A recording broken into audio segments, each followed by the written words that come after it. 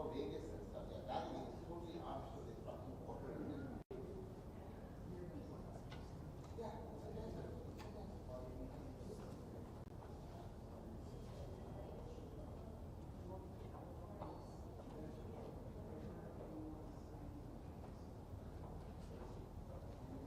They want to dial my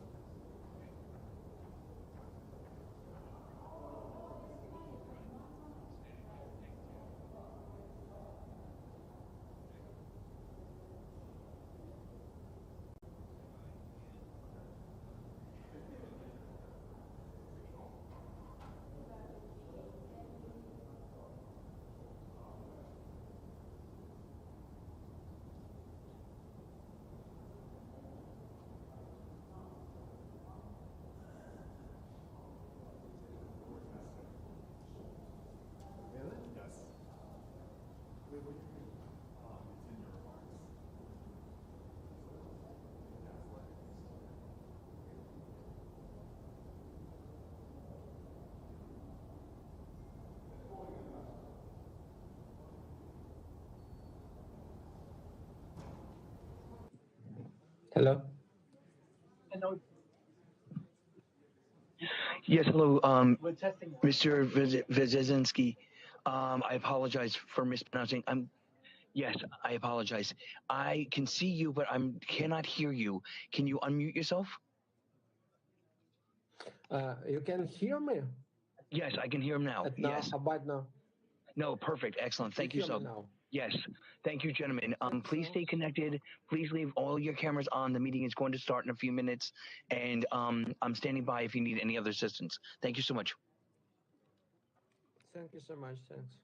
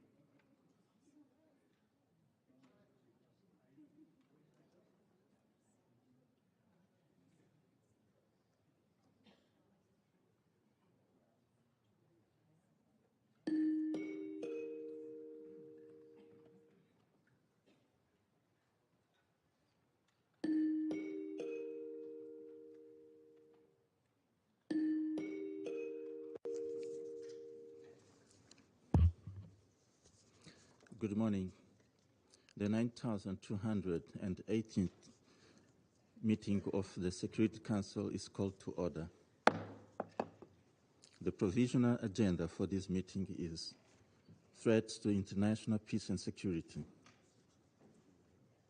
The agenda is adopted.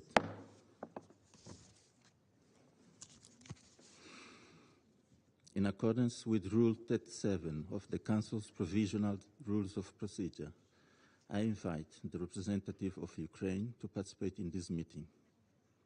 It's so decided.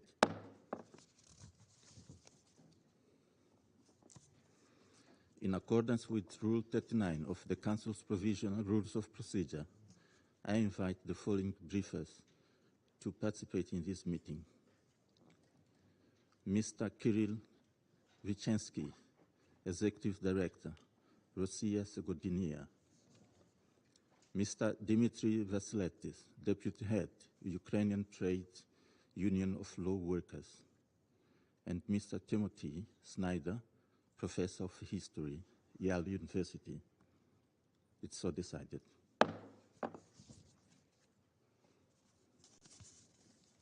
The Security Council will now begin its consideration of item 2 of the agenda.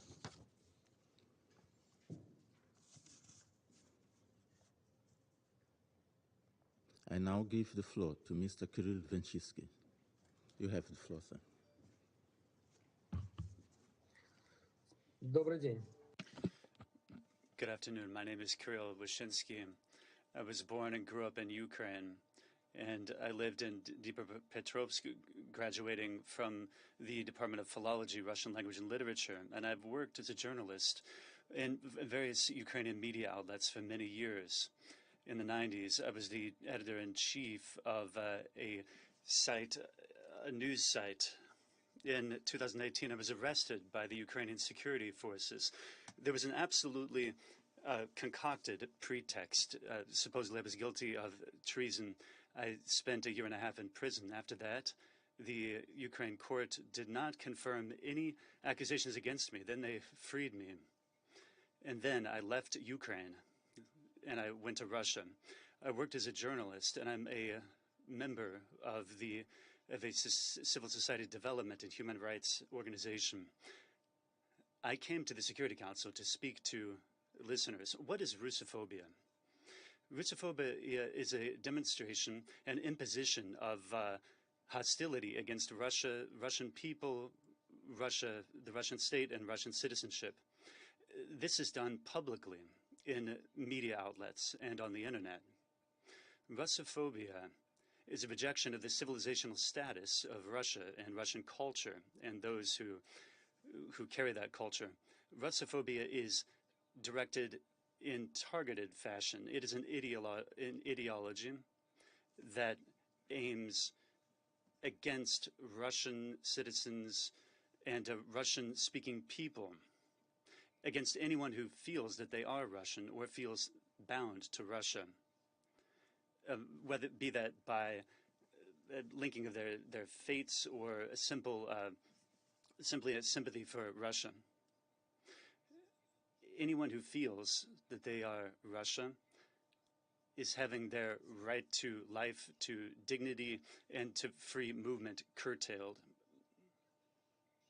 So I'll give you some egregious examples of modern Ukrainian Russophobia. There was on Ukrainian television, there was a misanthropic call by a journalist from the channel 24.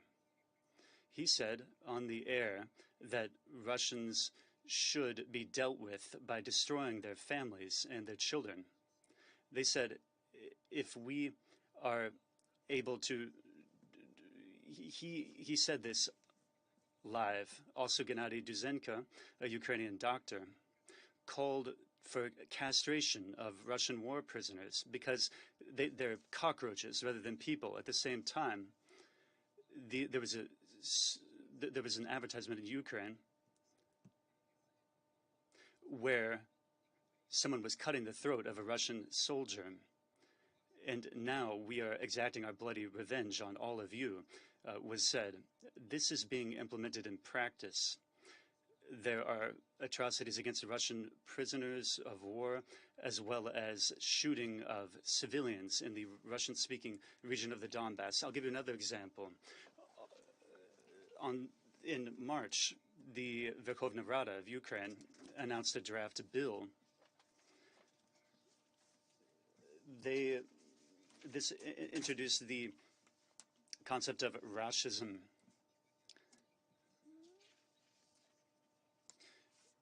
There is forceful expulsion of Russian people, and there are lies being told against Russia.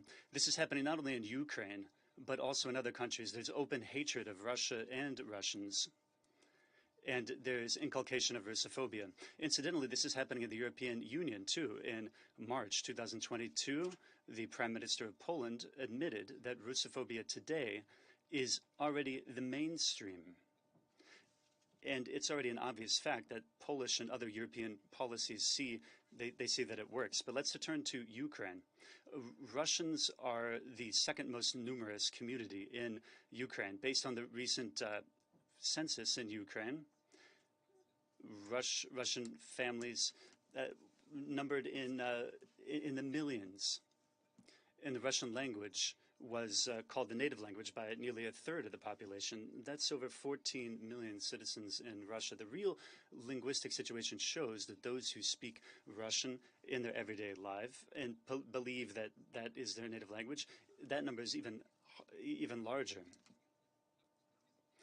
Those who constantly speak Russian, or those who often use Russian, are 53% of the population. However, in the last 20 years, the sphere for the use of Russian language has been deliberately shrunk. There's a discrimination against Russian language in the media throughout the country. This includes in Russian-speaking regions in the East.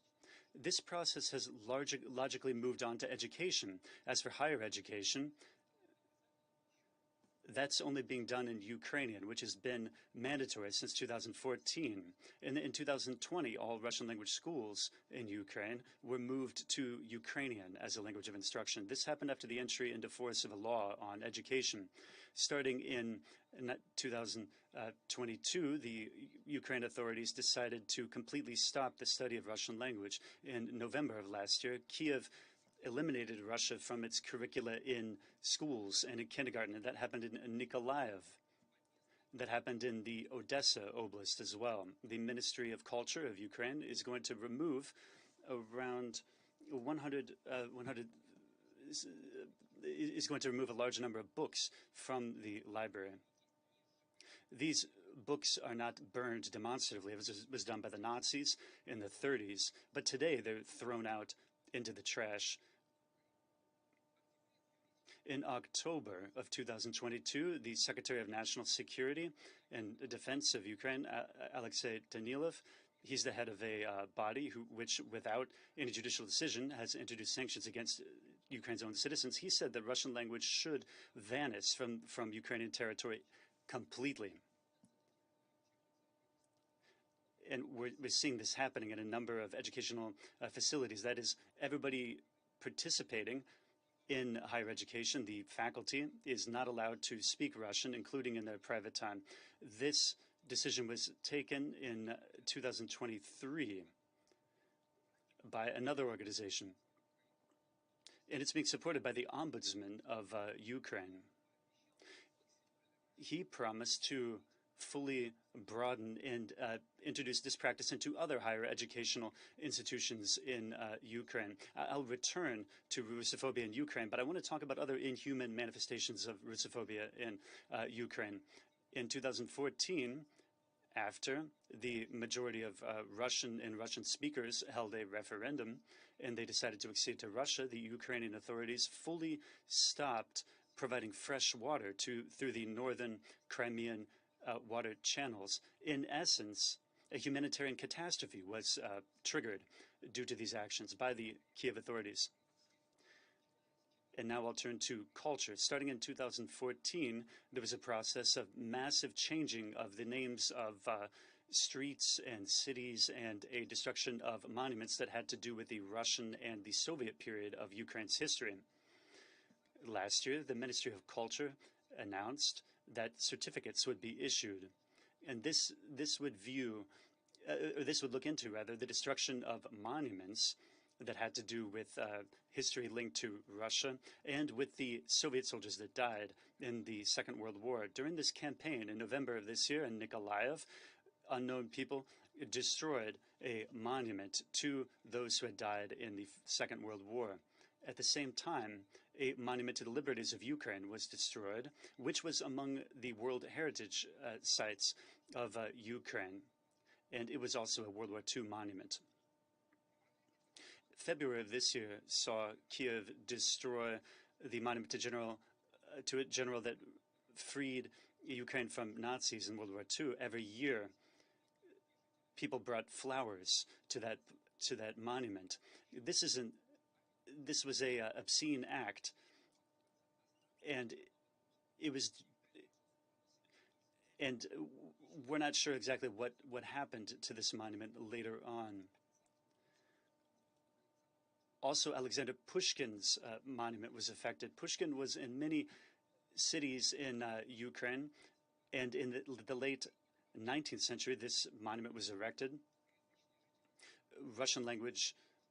Russian-speaking citizens gathered around that monument, and then it was taken down. This happened in Dnipropetrovsk, in Kharkov, and in other cities.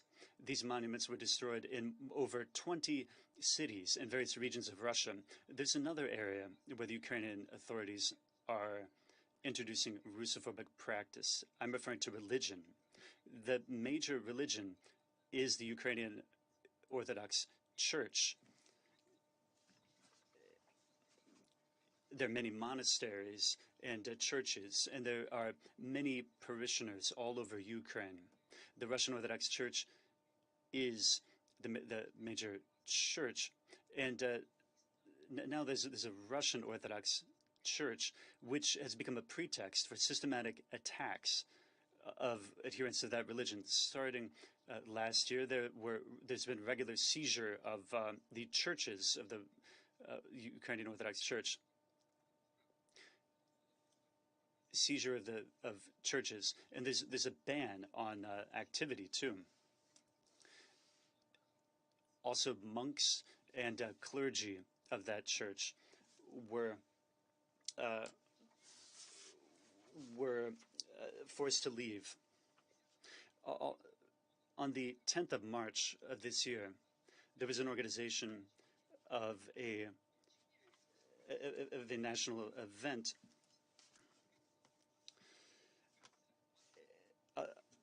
Up until the end of March, it was said that the clergy had to leave the monastery.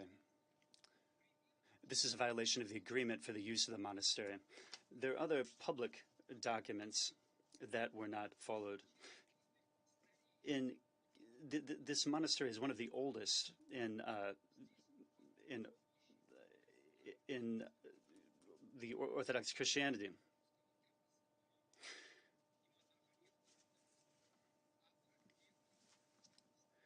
And the author of one of the main historical Russian documents was at that monastery as well. I could give you many facts about the Russophobic policies of the Ukrainian authorities. They reached their peak in 2022 and 2023. But the conclusion is simple. Recently, Ukraine has seen systematic attempts in various areas, in education, culture, in the economy, in everyday life. We've seen an ideology of hatred for everything Russian, hatred of Russians, hatred of anyone who is somehow linked with Russia too. This ideology has become the basis for practicing broadly, for broad practical use in various areas.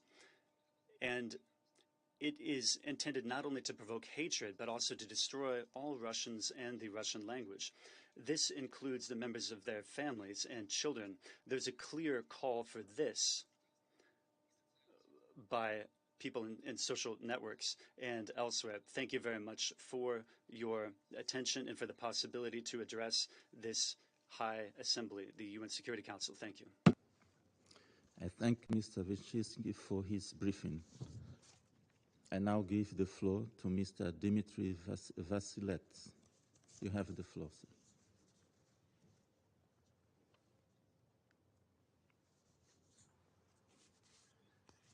Благодарю Совет Безопасности ООН за возможность выступить. I thank the Security Council for giving me the opportunity to speak. I'm speaking on behalf of the millions of Russian citizens in Ukraine.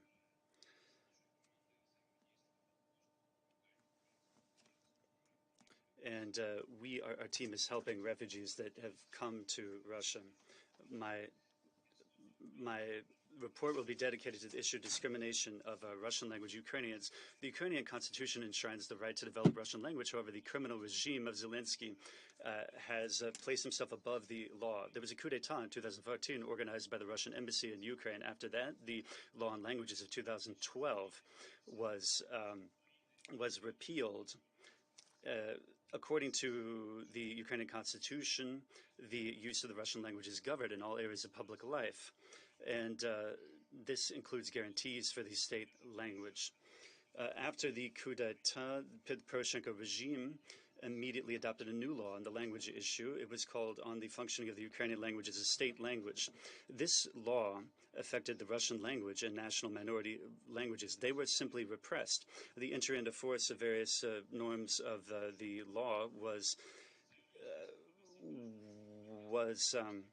extended up until 2024 with the aim of stifling civil protests against the discrimination of the Russian language. Thus, under the regime of Zelensky, starting on the 1st of September 2020, Russian language was prohibited in schools, and on the 16th of January 2021, Russian language was prohibited elsewhere. On the 16th of July in movie theaters and in theaters, on the 16th of January 2022 in the media and in books, and starting on the 16th of July 2022, the use of Russian language was even fined.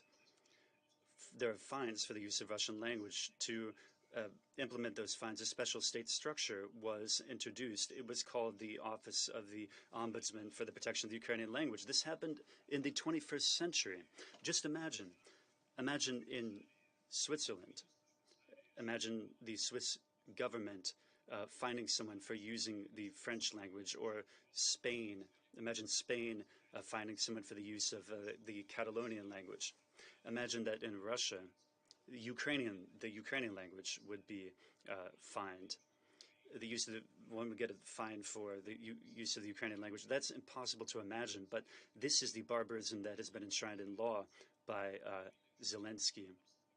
We think that this is barbarism that is happening in Ukraine right now. In 2021 alone, there was destruction of some 300 schools and over 600 classes that were studying in the Russian language. This is despite the fact that over 30% of Ukraine's citizens in public surveys said that they were in favor of studying Russian language, and over 70% wanted to see the study of Russian languages in schools. But back in 2022 to 2023, the local budget simply contained no money financing Russian classes in schools. The right to one's native language is an inalienable human right. But in Ukraine, as we see, this human right is simply banned. Russian language is the native language for millions of Ukrainians, and it is banned on all aspects of social life in Ukraine. It's also illegal to teach children and to bring them up in Russian language. They're not allowed to teach Russian in school. Russian language is being persecuted, and the language itself is being discredited by the authorities. That's a fact. In Ukraine, millions of Ukrainians are speaking and thinking in Russian. I myself was born and raised in Kiev, and in school there simply wasn't any Russian language. I was in the first wave of Ukrainization. So when I studied in school and in the institute, I learned how to write in Russian later. I wasn't able to do this while I was in school.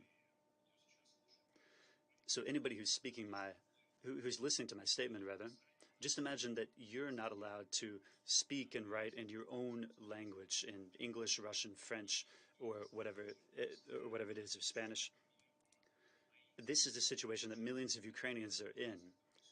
They're in this actual situation right now. Moreover, I've personally encountered discrimination. Discrimination regarding my native language, Russian. That was when I was in the court. The courts and the prosecutors say that one needs to use the Ukrainian language, which is not my native language. And in this way, my right to protection was violated. In Ukraine, there are territories under NATO control and under Zelensky's control. We see that even humanitarian assistance is not given in many instances to citizens of Ukraine if these people don't speak to those providing humanitarian aid in the Ukrainian language. And you can see many videos like this on the internet. Considering all these aforementioned facts, I, as a citizen of Ukraine, often have to hear lies, pure and simple, from the Zelensky dictatorship that Russian language is not persecuted against. But in the words of Zelensky, he's saying that the Russian language is not being discriminated against, but in actual fact, we're seeing a diametrically opposed situation. This is precisely why in the situation in Ukraine, we're using, the term is used, linguicide. Linguicide, these are prohibitive measures against certain actions, and they're aimed to destroy a foreign language. The United Nations has said that linguicide is a particular phenomenon, and this was included by the General Assembly in 1948 and 1967 in the report of the Korolev Commission on Bilingualism, Biculturalism in Ottawa. It was set out that linguicide are acts aimed at the full or partial destruction or of the establishment of barriers to the natural development of a language or dialect, such as the physical destruction of members of the community who speak a certain language, or the adoption of repressive measures aimed to block or impede the natural development of a language or a dialect, or the intentional creations of conditions in which the bilingual society is compelled to switch to monolingualism, or a ban on the use of the language in schools or in the media of various ethnic and linguistic groups, or the failure to provide moral or material assistance to ethno-linguistic groups that are attempting to preserve their language and culture. All of this is happening in Ukraine, and this isn't some sort of an excess, but rather it is a deliberate state policy of the NATO occupying regime headed up by Vladimir Zelensky. As a result, since 2014, the civil war has been unfolding on our war. And the discrimination against the Russian language is one of the main reasons for the armed confrontation, which transformed into a new Cold War between the United States and Russia. And now the hot phase of that conflict is underway in Ukraine. As of today, based on legislation, at least 30% of citizens of Ukraine are deprived of the opportunity to use their own language in practically all areas of activity. This is a gross violation of the Constitution of Ukraine. Starting with 1992, the scope for the use of the Russian language has gradually narrowed in Russia. In Ukraine, and the Russian language is pushed out of the state agencies and local government. And anywhere where Russians and Russian speakers were the absolute majority, I'm talking about Donetsk, Lugansk, Kharkov, the Crimea, many other areas too. Despite the protests of parents, Russian language schools had to switch to Ukraine as a language of instruction. In parallel with that, the quality of Russian language instruction dropped, and salaries dropped as well too. The logical continuation of this policy was a law on the Russian language and higher language. Laws were adopted. A law was adopted on the Ukrainian language as the state language, and people were outraged about this. People in the Hungarian, Bulgarian, Romanian, Greek, Czech, and many other communities in Russia. But the main blow fell on Russia and the Russian language communities. This law fully expels the Russian language from the labor sphere, from education, science, culture, television, radio broadcasting, written media, publishing, in many other areas, websites. In other words, the Russian language was eliminated from all areas of public life, letting citizens use Russian language only in private conversations. But at the same time, the law allowed for the use of English and other European Union languages. It's clear that there's a targeted policy of discrimination against the Russian language here. This policy is also being fully supported by NATO countries, and of course, it was supported by President Poroshenko and now by Zelensky. The use of the Russian language has been made illegal. Those who violate this are persecuted administratively or they're fined. The first violation is $230. The second is $460. Just to imagine what this money means to Ukrainians, then let me just tell you that the average pension is some 57 US dollars. These fines are handed out not only to government officials, but also to regular citizens. I'll give you an example. Recently, there was a protocol on fines that was drawn up on the 31st of January 2023. A decision was made to fine someone who had a perfume store because she explained the language on a label to a Russian speaker.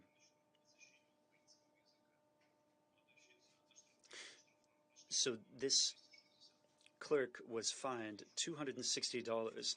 Blogger Ruslan Bortnikov was working in Odessa and in early February 2023 was fined for Russian language content on her Instagram. This woman wrote in her stories on a social network in Russian. But the Russian inspectors found it and they fined her. All of this shows, all these are manifestations of linguicide. The Russian language is gradually being destroyed. Conditions are being created for people to be compelled to not use their native language. And the identity of millions of people is being destroyed. And this is unacceptable in the 21st century. Thank you. I thank Mr. Veslets for his briefing, and I now give the floor to Mr. Timothy Snyder. You have the floor.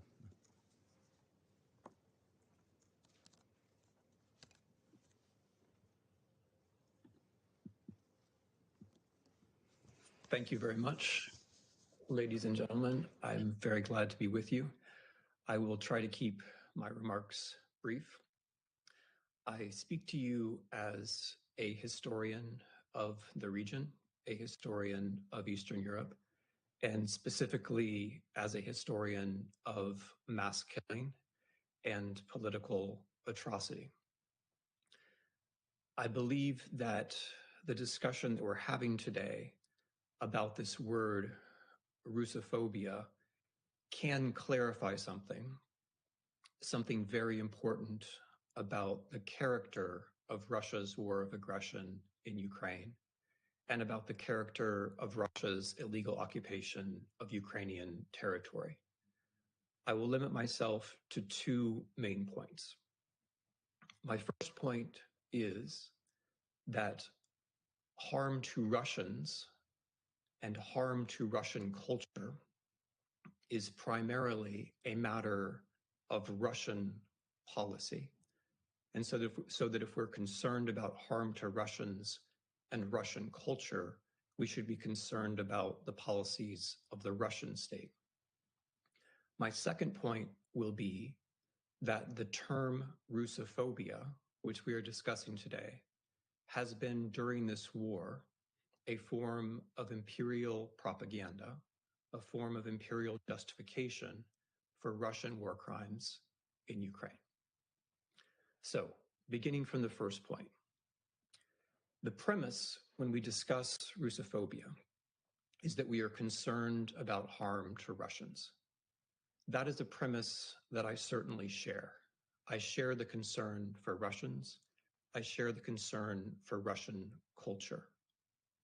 Let us think then of the actions this last year which have caused the most harm to Russians and to Russian culture.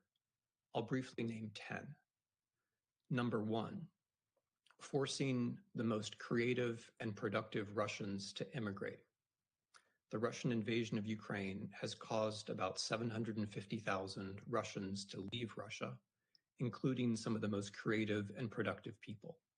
This is irreparable harm to Russian culture. Number two, the destruction of independent Russian journalism so that Russians cannot know the world around them.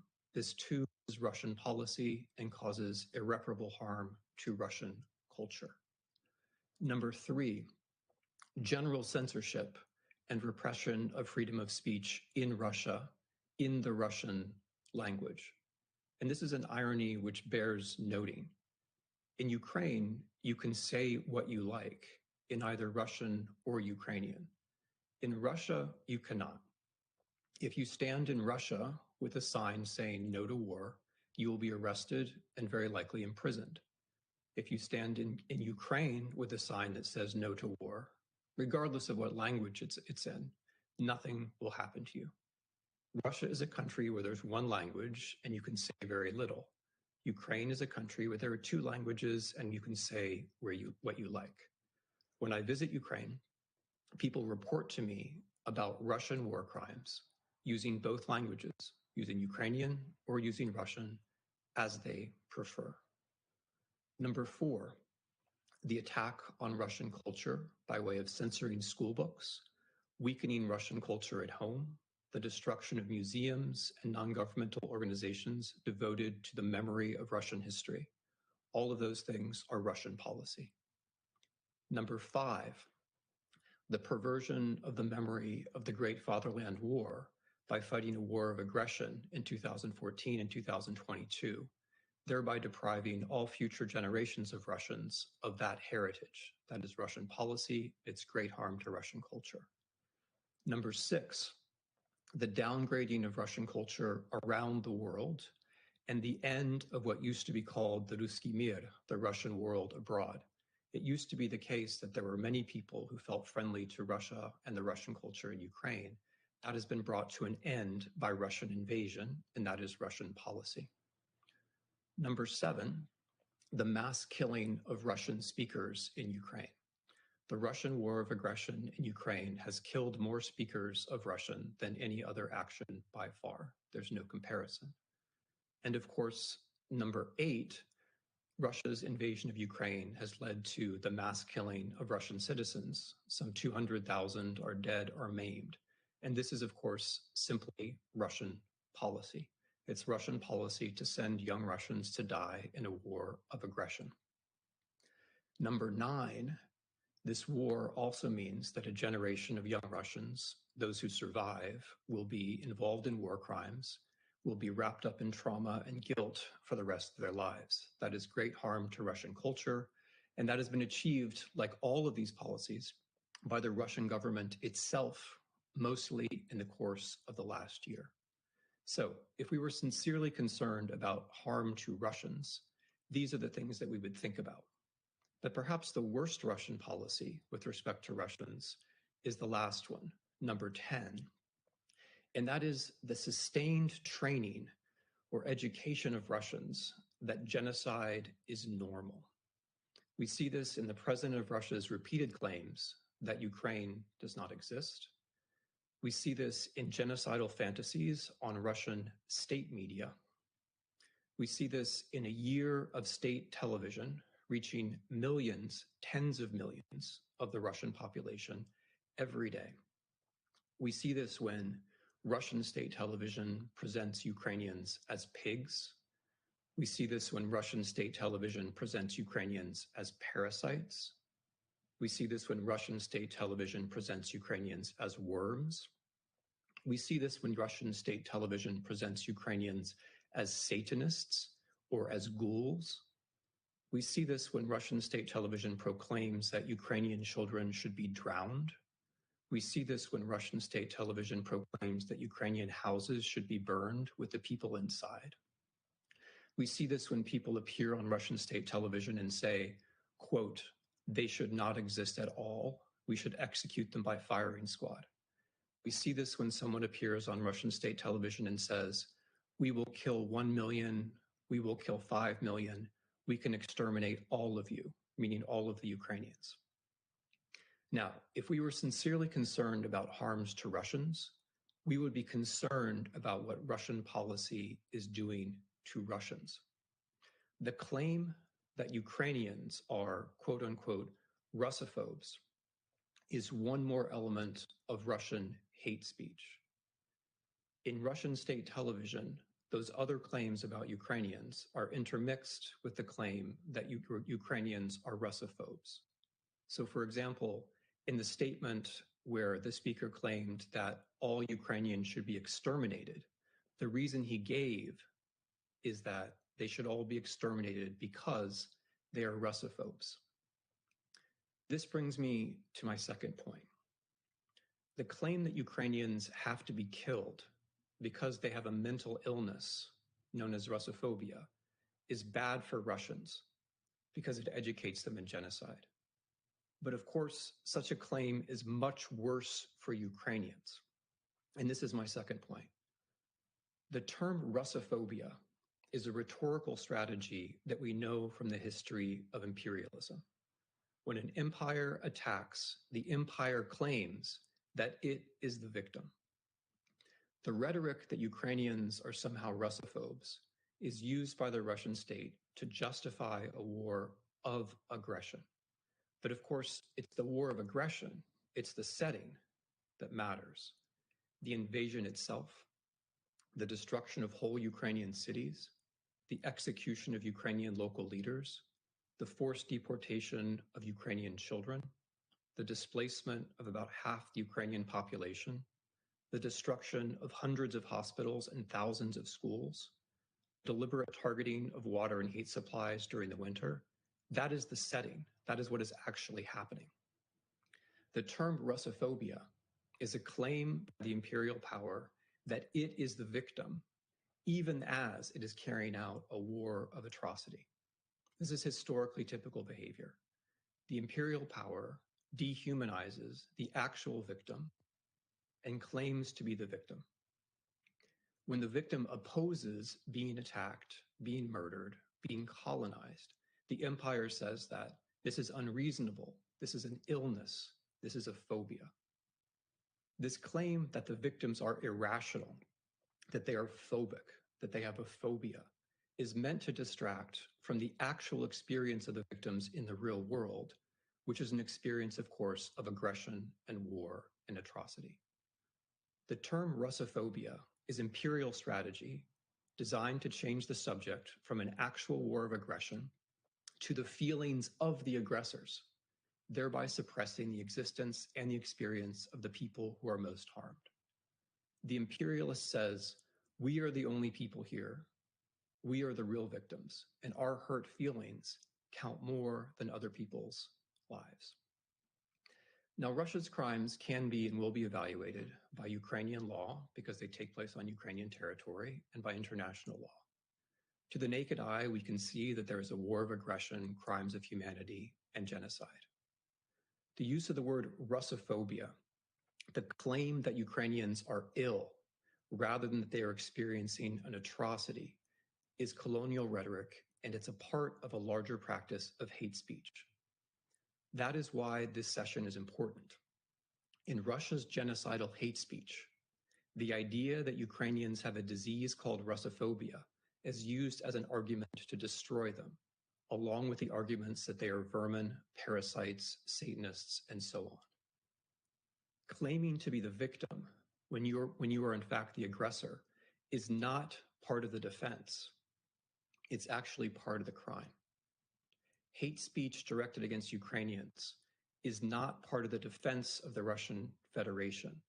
It's part of the crimes that Russian citizens are committing on Ukrainian territory.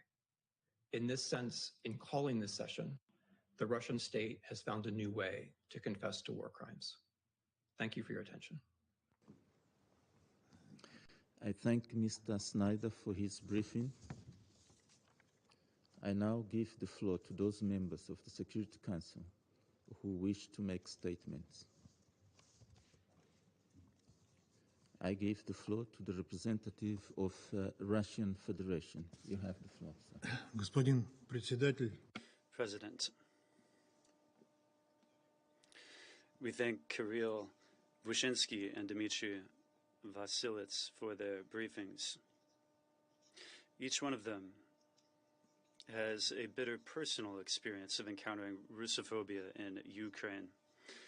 They've seen with their own eyes and from the inside how this state transformed into a Russophobic anti-Russian. I would like to hear something from Mr. Snyder, namely examples of what he so deliberately lied about today. Where did he hear these despicable calls on Russian television from both official and unofficial with regard to Ukrainian and Ukrainians, those examples that he cited. There simply aren't any such examples. And he's hoping that no one is going to be able to verify his claims. Mr. Snyder has been known for a long time for his historical hoaxes. The aim of that all boils down to an attempt to prove that Russians allegedly never lived in Ukraine, and that to prove that this state has an independent, centuries-long, if not millennia-long, history. I can only sympathize with him because such fairy tales and attempts at historical engineering have shattered against the historical facts. Ukrainians in the late 19th and early 20th century were called not a people, but rather they were adherents of a certain ideology. They opposed themselves to Russia and Tsarism, of course, and they were against others. And the Ukrainians put themselves against, or rather above, other ethnic Russians living outside of the Russian Empire. Those such as, for example, Mikhail Grushevsky, whose pseudo-historical works have become canonical in Ukraine and today, for political reasons, are actively promoted in the West, too, specifically by Mr. Snyder, too. Or there's Nikolai Mikhanovsky and Dmitry Dontsov. They set out the principles of integrated Ukrainian nationalism. The principles here, incidentally, are quite unimaginative, and they're based, as was the German Nazi doctrine, on the supremacy of the Ukrainian nation over others. The main principle that they formulated sounds like this, I quote, "Mongols, Hungarians, Poles, and Jews are the enemies of the Ukrainian people." Precisely this is the reason why Russophobia has become the bulwark of the ideology of an independent Ukraine, and this process has tangibly accelerated after the so-called Orange Revolution of 2004, and particularly after the anti-constitutional coup d'etat, which happened in 2014. It's already been mentioned here, but I'll repeat it without delving into the historical details, that according to the census of 2001, those who felt that they were Russian in Ukraine numbered 17.3% of the population, who mainly lived in the east and in the south of Ukraine. Nearly 30% of the population considered Russian to be their native language. But as the briefer mentioned, in everyday life, many more people speak Russian. The extent to which Russian was spread all over Ukraine at the time of the aforementioned events, you can see that extent from the fact that in 2004, 95% of all books published in Ukraine were in Russian. The new nationalistic authorities immediately carried out a brutal attack on the Russian language and on everything Russian in general. They did this through school, education, the cinema, television. They inculcated the idea that everything Russia was foreign, and as a result in Ukraine, an entire generation was brought up in the spirit of the doctrine of Minkowski and Donetsky, Dontsov, saying that Russians were the enemies and that Ukrainians were a supreme nation, and they said that the Russians destroyed everything, including religion, language, literature, and culture. They rewrote history. Those who were the heroes of those who were serving the fascists and carried out evil acts. As a result of the anti-constitutional coup d'etat in 2014, Ukraine definitively became an anti-Russia, and Russophobia was exalted to the status of a state policy.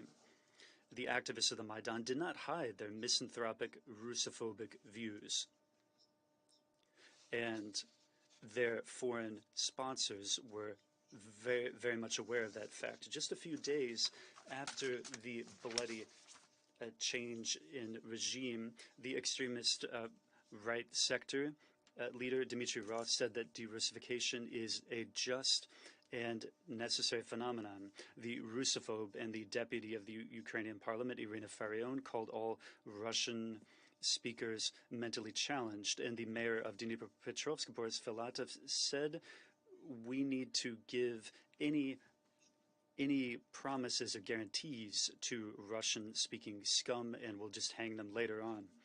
I'm giving you these quotes so that you understand the brazen Russophobia coming from the new authorities that Russian-speaking Ukrainians have encountered since the coup d'etat in 2014. These authorities were prepared to destroy and to burn them. This was clearly demonstrated when 40 Russian-speaking activists were burned alive in the trade union's house in Odessa in May of 2014. One of the first decisions of the new regime was an attempt to repeal the law on the basis of the state language policy. Pursuant to that law, Russian language had the status of a regional language in 13 out of the 24 oblasts in Ukraine. This precise step triggered the departure from Ukraine of Crimea. The overwhelming majority of Crimea believes themselves to be Russian. The threat to the destruction of one's native languages and attempts to impose as heroes Nazi henchmen and criminals was the key principle behind the just protest of the residents of the Donbass, where over 80% of residents used Russian every day. It should be noted that the Maidan authorities understood that the linguistic process was a very acute one and could lead the country to split, which is the reason why the repeal of this law was delayed. When signing the Minsk agreements, Kiev even agreed to include in them the linguistic self-determination for the Donbass. However, as we know, the Kiev regime never intended to implement those commitments. For 9 years, the Ukrainian authorities deliberately destroyed everything that could have even somehow remotely been related to Russia. In so doing, they undermined the basis of a society which for many centuries was a cultural and civilizational unity together with our country. As a result of 6 legal initiatives adopted under Poroshenko, the Russian language was removed from all areas of public life, and tough linguistic quotas in the mass media were introduced. There were attempts to discriminate against Russian in everyday life, too.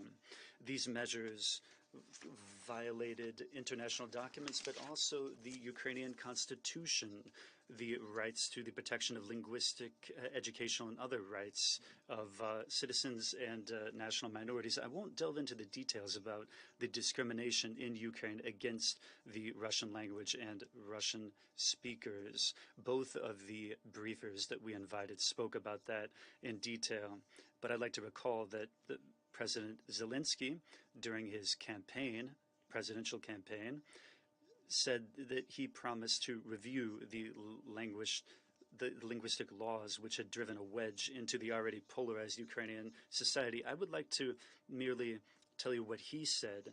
He did this on a Ukrainian television channel. This was even before he became president. I quote, "In eastern Ukraine and in Crimea, people want to speak Russian. Leave them alone.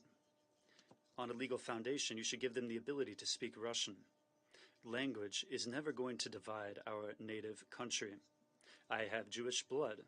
I speak Russian, but I'm a citizen of Ukraine.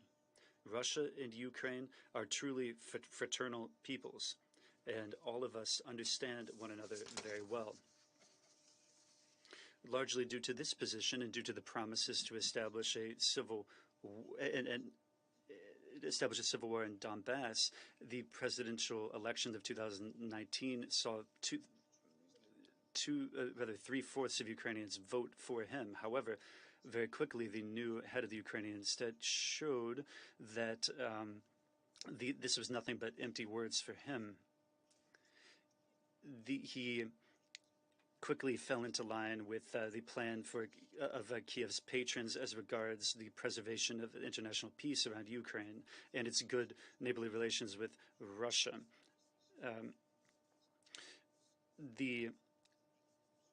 He armed his country with Western assistance and prepared for war with Russia under the cover of the Minsk agreements, and today we have no doubt about that, thanks to revelations by the former leaders of France, Germany, and Great Britain.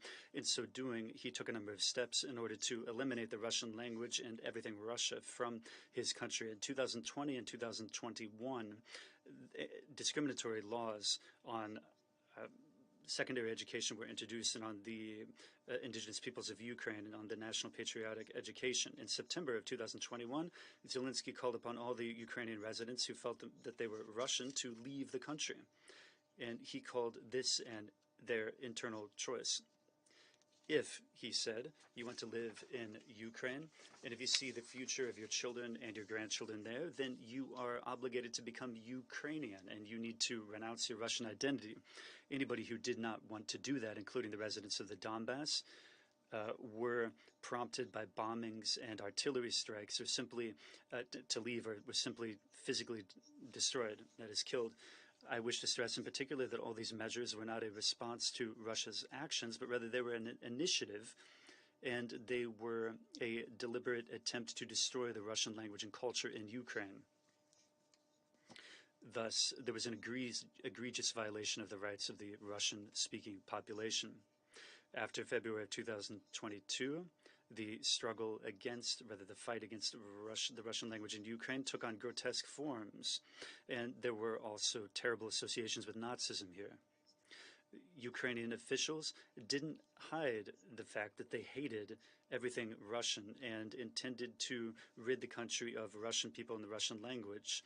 The language ombudsman, Taras Kremen, said Ukraine is for Ukrainians. According to the Secretary of National Security and Defense, Alexei Danilov, the Russian language needs to vanish from Ukrainian territory. And he called Russian people rats. They need to be poisoned and they need to be destroyed by any possible means. What is happening right now in Ukraine is in essence a total ban of the Russian language. Starting in the fall of last year, there was a full ban on the studying of language in schools added onto the other laws I mentioned, even study of Russian as a foreign language. And our former Western partners haven't responded to that at all. They're advancing the principle of diversity and the protection for national and cultural identity, but they're only doing so in their own home. The pro-Western elements are not responding to what's happening at all. One clear example of them is the refusal to allow to brief us today Mr. Brans-Karas. It's clear that criticism of Ukraine and is absolutely unacceptable for them, as they think. Mr. President, there's Russophobia rampaging through Ukraine. This is taking on many manifestations. I mentioned a few of them already. That is the fight against Russian books. And right now, just like in Nazi Germany, they're being destroyed. There's also a shameful war against monuments and geographical names that have to do with Russia, but that was all outlined in full by our briefers. The repressions in Ukraine are happening because someone spoke one word of Russia, or sang a Russian song, or read Russian news, or sent Russian messages on their phone. What is happening is a true linguistic inquisition, and it is an obscurantism. And what is happening is that innocent people are suffering for it and dying. All of this is happening before the eyes of our Western colleagues. Incidentally, they also haven't they've also started to ban everything Russia. We can see that very clearly. And we see that you have carefully hid your hatred to our country and our religion and language and culture. And no condemnations of our special military operation can explain the extent of Russophobia in your countries. Colleagues, there's another aspect that I wish to draw your attention to today. This is the ongoing combating of the Kiev regime, the combat against the canonical Orthodox Church in Ukraine, which has nothing to do with Russia. And Kirill Lyshinsky spoke about that today too. Recently, there was a Security Council meeting on this topic. I think many of you will recall that meeting. Up until then, up until now, the situation has only worsened. There were seizures of Orthodox churches and parishes, and there was also the seizure of the Kiev Pechersky monastery, and the Zelensky regime intends to do that on the 28th of March, and this step is yet another is yet another step in this war. In conclusion, I wish to stress the fact that we convened today's meeting not in order to talk about the domestic problems of Ukraine. The Russophobic campaign is off the scales in this country. It was unleashed by Zelensky, and it is directly threatening international peace and security.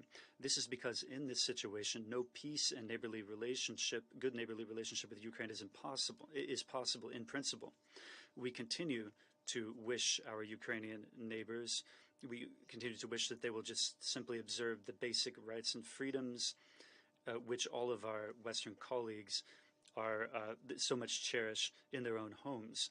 But for some reason, there are other standards applying to Ukraine. And I want to ask our Swiss neighbors, in order to be Swiss, do you have to renounce your Italian, French, or your German identity?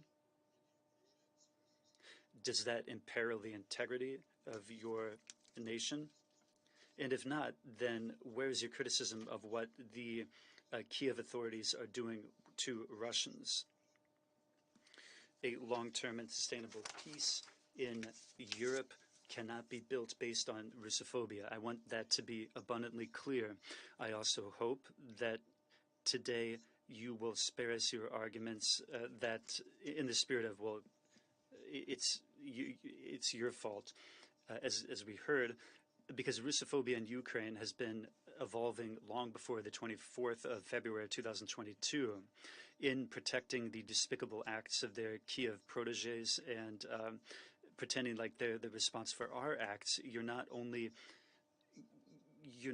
doing yourself no credit, but you're devaluing your own high standards and your values, and you're creating the risk of degradation of your societies up until to the point of the Kiev's standards. We hope that this scenario can be avoided. Thank you.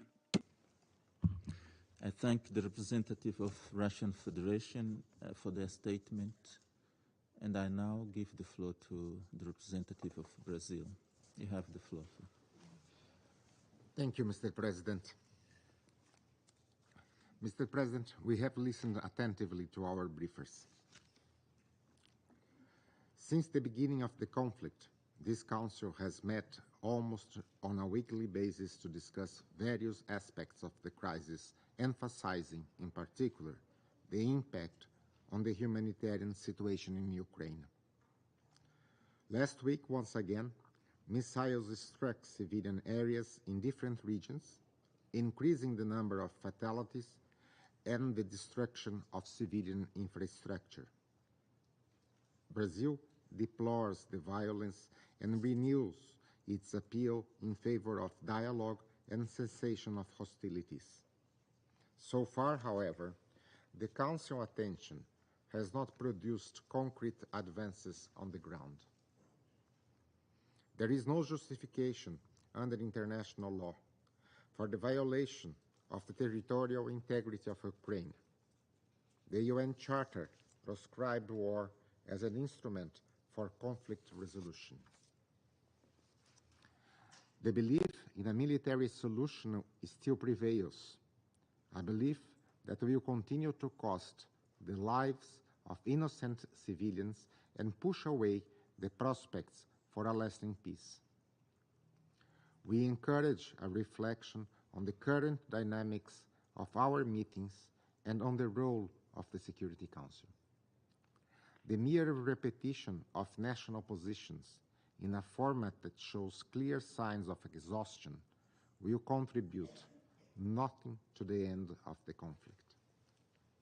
At the same time, we remain against efforts to isolate Russia at diplomatic fora and unilateral sanctions which are not approved by this Council. At this point, it would be more productive to discuss pragmatic means to achieve peace, a concept that has been largely absent from our debates. In order to not only achieve peace, but also sustain it, we believe that a solution necessarily involves tackling the causes of the conflict. Grievances and security concerns from both sides will have to be addressed when a pragmatic view takes hold of peace talks and begin to be considered. Fortunately, we see an increasing number of member states calling for a peaceful solution. We remain ready to contribute to a mediation process with a view to achieve a lasting peace.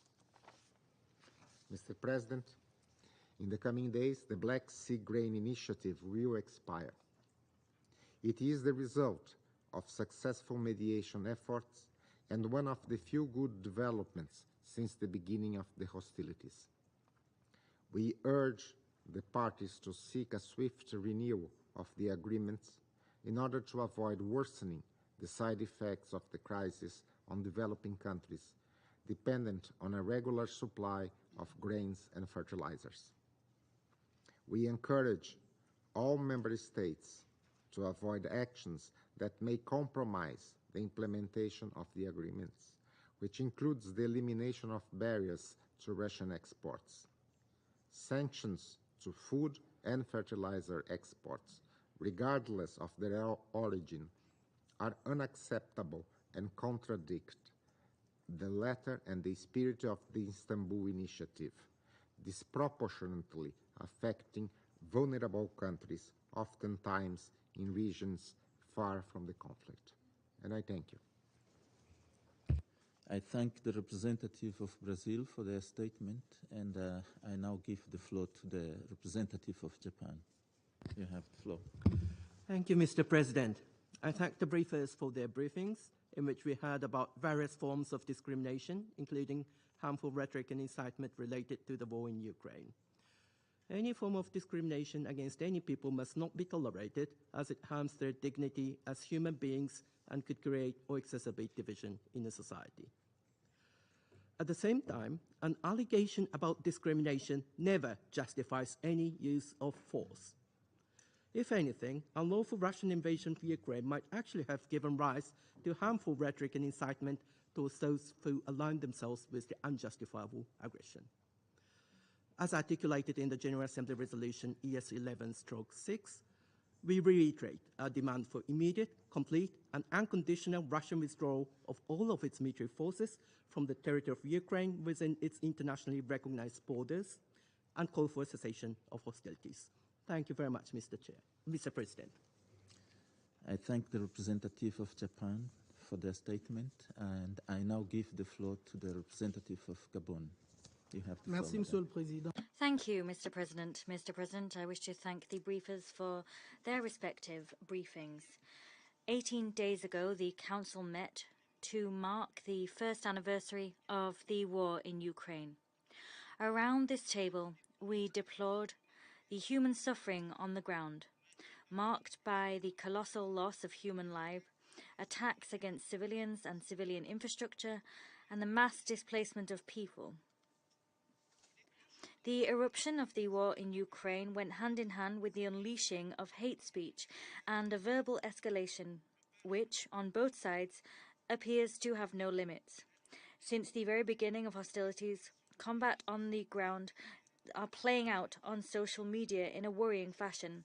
This is affecting all areas of life, including the religious and the sacred. Beyond the horror of war, suffering, and the destruction of all types, people in the grips of conflict are on a daily basis subject to discrimination, stigmatization, or marginalization.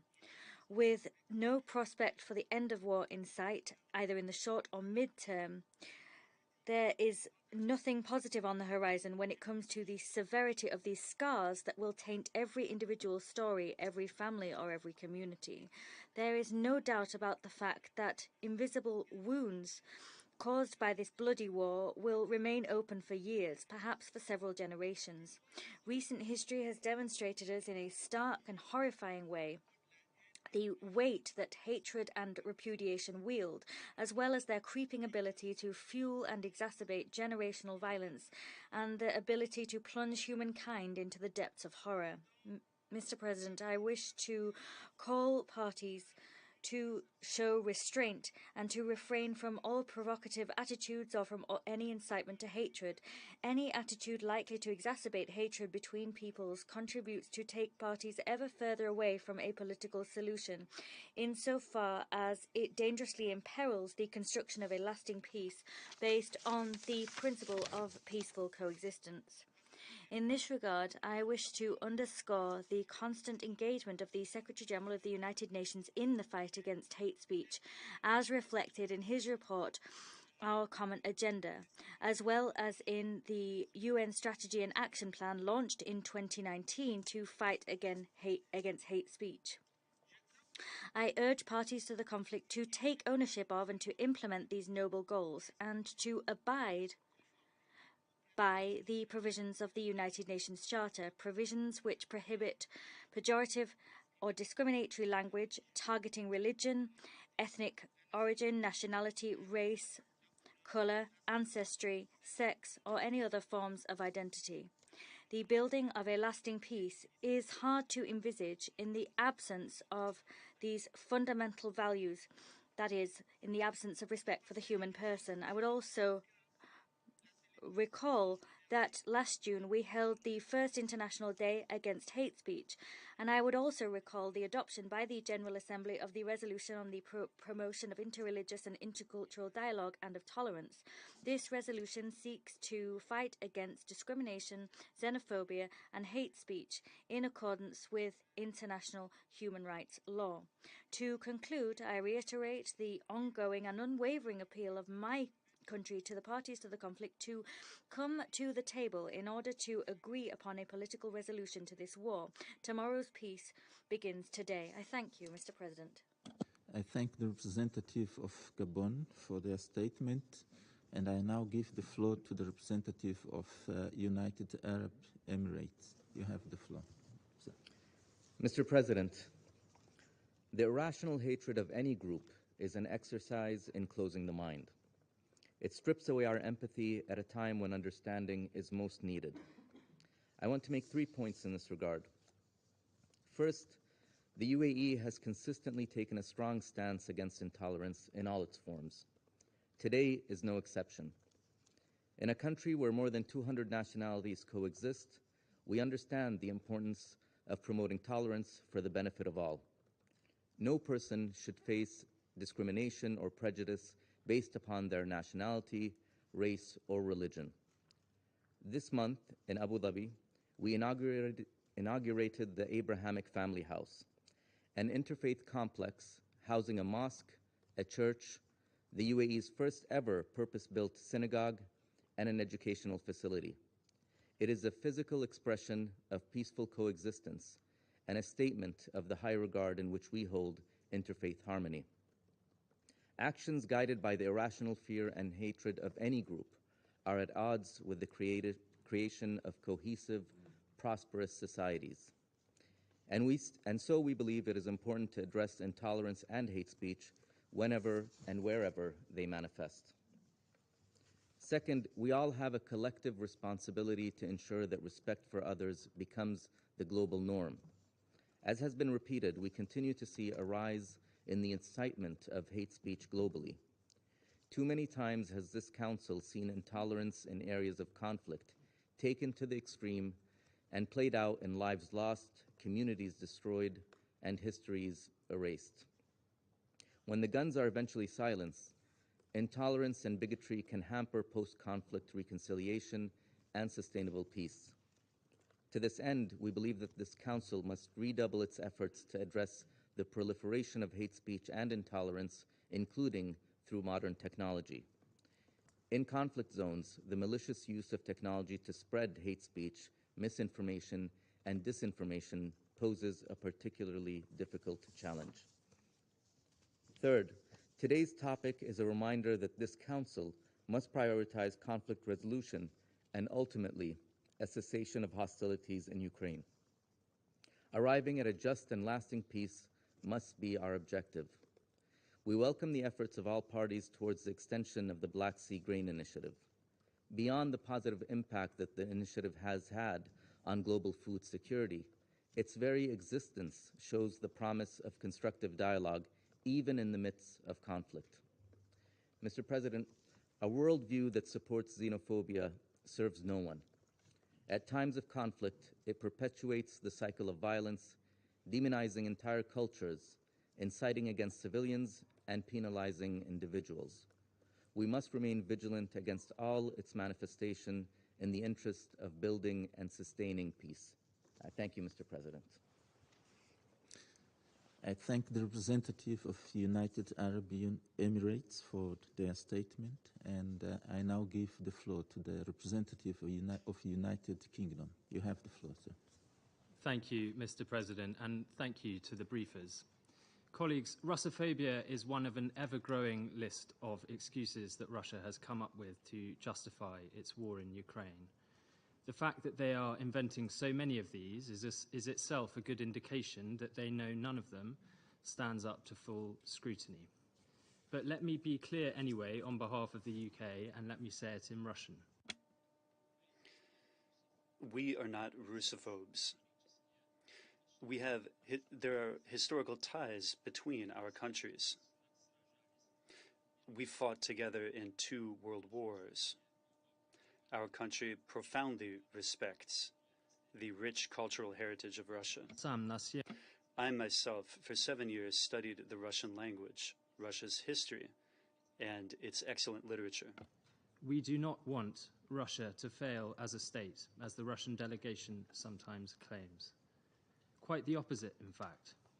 We want Russia to be a stable and prosperous nation, just one that does not try to annex and illegally invade its neighbors.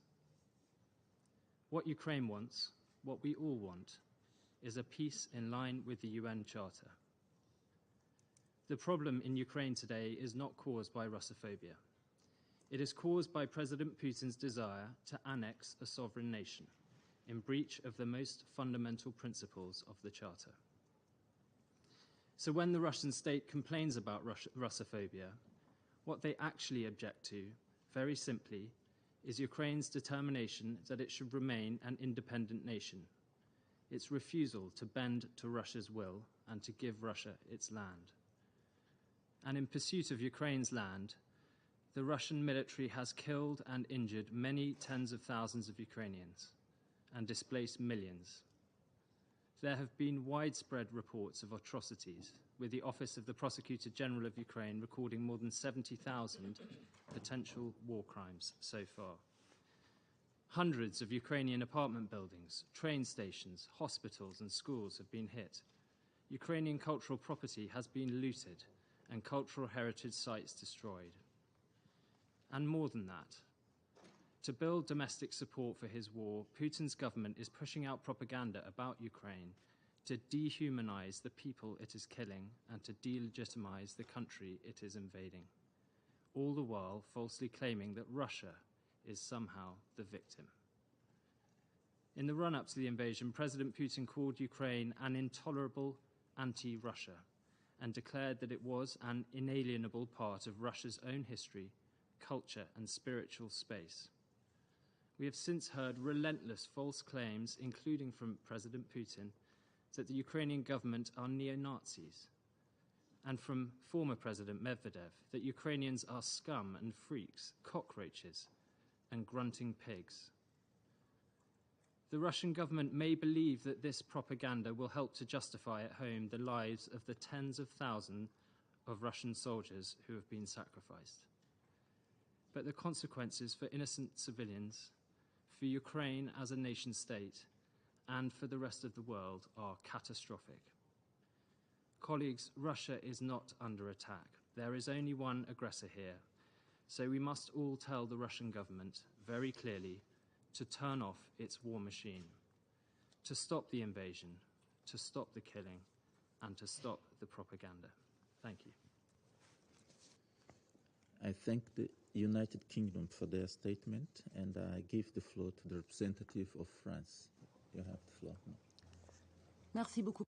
Thank you very much indeed, Mr. President. I wish to thank the briefers for their briefings.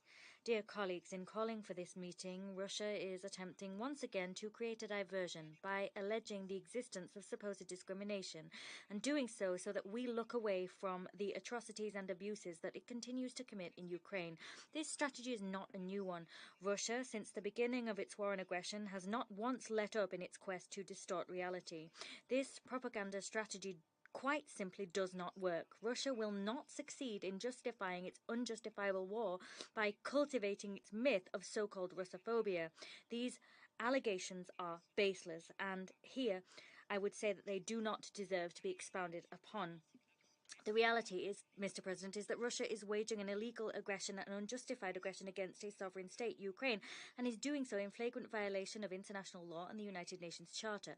The reality is that there is an aggressor, Russia, which is denying its responsibilities, and an aggressee, Ukraine, who is defending itself and who is seeking to forge a path towards a just and lasting peace, and who has proposed a peace plan that we support. This aggression goes hand in hand with mass violations which constitute war crimes, even crimes against humanity.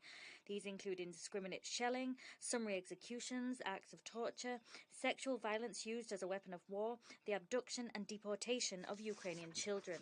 Our message today is the following. Our determination is stronger than ever, and we will remain engaged, standing shoulder to shoulder with Ukraine for as long as is necessary. There will be no impunity for the crimes committed by the Russian forces and their Wagner proxies in Ukraine. We will continue to ensure that justice is done and to support the efforts of Ukrainian courts and of the ICC in this regard for the victims, and because it is imperative to do so for international security, so that these crimes never again occur. Russia must quite simply withdraw all its troops from the whole of Ukrainian territory and fully respect the independence, sovereignty and territorial integrity of Ukraine within its internationally recognized borders. Thank you. I thank the representative of France, and I now give the floor to the representative of Ecuador. You have the floor. Gracias, señor presidente. Thank you, Mr. President. We are closely listening to, and did closely listen to, the briefers. My delegation wishes to reiterate Ecuador's immutable position, whereby it rejects all forms of racial discrimination, xenophobia, and related forms of intolerance in any context, and whether in times of peace or war, and regardless of the origin of this discrimination.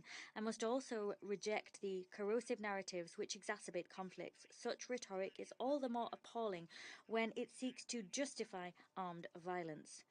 What greater act of xenophobia, contempt, or dehumanization can there be than war? In addition to claiming human lives, destroying civil infrastructure and livelihoods, war affects the full enjoyment of fundamental rights and freedoms, and it is a pretext for the violations and abuses of these rights. Finally, so that not one more life is lost, neither a Ukrainian nor a Russian life, Ecuador calls upon the Russian Federation to withdraw its military forces from Ukrainian territory within its internationally recognized borders. And we call upon the Russian Federation to cease hostilities as demanded by Resolution ES 11/6 on the principles of the United Nations Charter underlying a comprehensive, just and lasting peace. This was adopted by the General Assembly on the 23rd of February. Many thanks indeed. I thank the representative of Ecuador for their statement, and I now give the floor to the representative of Albania. You have the floor. Thank you, Mr. President, and I thank the briefers for attending this meeting.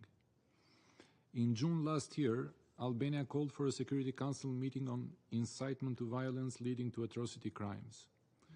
We referred to historical examples, how the language and rhetoric could lead to massacres, war crimes, crimes against humanity, aggression, and genocide. The Holocaust against the Jews during the World War II, the massacres in Rwanda, the genocide in Srebrenica, and the massive crimes and ethnic cleansing in Kosovo did not come out of nothing. They were planned in well-elaborated programs based on a common element, the dehumanizing words versus the other, that should be followed by bloodshed. Unfortunately, today we are still witnessing the same situation. The unprovoked military aggression of Russia in Ukraine is being conducted after years of aggressive rhetoric, from all levels of Russian state, basically stating that there is no Ukrainian language, culture, or church. Ukraine has no history and it should have no future. There is a clear reference in Article 2 of the Genocide Convention to, and I quote, the intent to destroy in whole or in part a national, ethnical, racial, or religious group as such, end of quote. The calls for de-Ukrainization are an incitement to that intent, to destroy in whole or in part the Ukrainian nation. This rhetoric is being followed by atrocities, crimes against civilians, massive deportations, the destruction of strategic infrastructure, cultural sites and heritage. Colleagues, while wrongful and intentional incitement to violence has caused irreparable damage and is being used to justify an unjust war, haters have not succeeded in their goals. In reality, Ukrainians are today more united than ever. They have joined in an exemplary national communion, are defending heroically their country, and have earned worldwide respect and strong solidarity. The world has been clear in distinguishing the wrong from the right, the perpetrators and the victims. Once more, a few weeks ago, 141 member states of the United Nations voted in the General Assembly to condemn the Russian aggression and called for peace in accordance with the UN Charter. This massive and outright condemnation is not easy to sell to the Russian public opinion, which is fed with propaganda in steroids, with all kinds of complot theories transported into a parallel reality. Therefore, anything is good to play the victim. The self-imposed isolation due to wrong and erratic policies is not the result of any Russophobia. The world is not ready to accept aggression, annexation of territory by force, crimes and disrespect of the UN Charter and international law. Anything else, as we hear, is good for domestic use. The Russian propaganda has not managed to convince anyone on the causes of this war of choice. It is increasingly failing to fool its own citizens that they are winning. It has only managed to misuse the Council, its time and its resources in repeated ways with empty shells that sound hollow. I thank you. I thank the representative of Albania for their statement, and I now give the floor to the representative of Ghana. You have the floor. No. Thank you, Mr. President. I would like to thank the three briefers for obliging the Council with your views on the agenda item. We particularly thank them for the manner by which their unique perspectives have demonstrated that given the same set of facts, the interpretation that different people may have on those same facts could differ. We therefore urge all members of this Council to remain focused on the effort to resolve the aggression against Ukraine and address the concerns of the people of Ukraine, who today continue to suffer a war that they did not seek and a war that they cannot cease to fight. While we do not underrate the potential for the perceived concerns of Russophobia to be an underlying driver for the actions of some parties in the war, our assessments do not lead us to conclude that there is systematic and widespread state action against ethnic Russian-speaking citizens of Ukraine, or that there are a set of issues that could collectively be characterized as Russophobia and which constitute a threat to international peace and security. Indeed, in reviewing the chronology of events since the annexation of Crimea in 2014 and the conflict in Donbas region of the same year, and the launch of a full-scale aggression against Ukraine in February last year, we have struggled to identify a consistent raison d'etre that could be a basis for justifying all these actions that have violated the sovereignty and territorial integrity of Ukraine and sought to undermine the Charter of the United Nations. Rather, when we have peeled off the veneer of ruling arguments that have been made to justify such actions, we have come to the reasonable conclusion that what truly lay beneath has been an attempt by a bigger neighbor to assert through force dominance over its smaller neighbor. As we have said in the past, that course of action cannot be acceptable for pursuing international relations, and our condemnation of such actions is the same whether it occurs in the East or in the West. Indeed, for Ghana, we stand strongly against the violations of the rights and freedoms of all people and are firmly of the view that international mechanisms such as the Human Rights Council, the Council of Europe, the International Court of Justice, and the International Criminal Court provide appropriate channels for redressing violations of the rights of any group of people. The recourse to such mandated bodies is important because it helps to stabilize our international system and it ensures accountability on the part of perpetrators and justice for affected individuals. As we all know and have pledged to observe, the operation of the international law principles of sovereignty and non-interference restrain any state from arrogating unto itself the right to interfere in the internal affairs of another state. We believe that the Russian Federation's choice of force against Ukraine excessively outweighs any threat it perceives as arising from ethnic-related attacks against Russian-speaking people who, by the way, are citizens of Ukraine. Indeed, if this argumentation were to be stretched, we can reasonably conceive that across most parts of the world there could be potential for further wars. That, in our view, cannot be the world we desire, and that cannot be the world that would be helpful to the people whose interests we seek to protect. As we have asserted in previous meetings of the Council, there is no justification for the aggression against the sovereignty, political independence, and territorial integrity of Ukraine. Mr. President, we continue to be concerned by the ongoing war which is taking place in the context of widespread human rights violations committed against civilians and military personnel. Growing evidence suggests gross violations which in some instances may constitute war crimes. The targeted missile strikes against civilian populated areas, trafficking of persons, torture, enforced disappearances, conflict-related sexual violence, among other forms of violations which have occurred over the past 13 months, are grave and stand in sharp contrast to our common purpose to promote and protect human rights and freedoms of people everywhere. We remain gravely concerned by the cause of the war and the heightened hostilities which put us further away from the shared aspiration for peace in Ukraine. While reiterating our call for the immediate cessation of hostilities and the unconditional withdrawal of the Russian troops, we underscore the principles of human rights laws and international law and the obligation of the warring parties to fully adhere to them. Mr. President, we reaffirm our support for ongoing investigations and processes that would eventually lead to the identification of perpetrators of all violations to hold them to account for their actions or inactions. The world cannot afford impunity in the face of such egregious violations in Ukraine. We continue to urge the Council and the international community to redouble efforts in helping the parties to resolve the conflict through the channels of diplomacy and dialogue. We also reaffirm our support for the position that a just, peaceful, and comprehensive peace in Ukraine must be founded on the principles of international law and the purposes and principles of the Charter of the United Nations. More than any other factor, it is the continuing aggression and hostilities that complicate and obliterate the prospects for a timely solution to the war in Ukraine.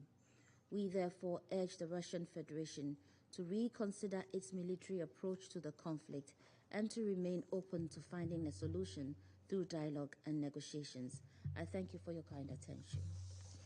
I thank Ghana for their statement, and I now give the floor to the representative of Malta. You have the floor, sir. Thank you, President, and I also thank today's briefers. President, today's meeting is yet another attempt by the Russian Federation to deviate the focus from the appalling events occurring in Ukraine and cynically try to justify the unjustifiable.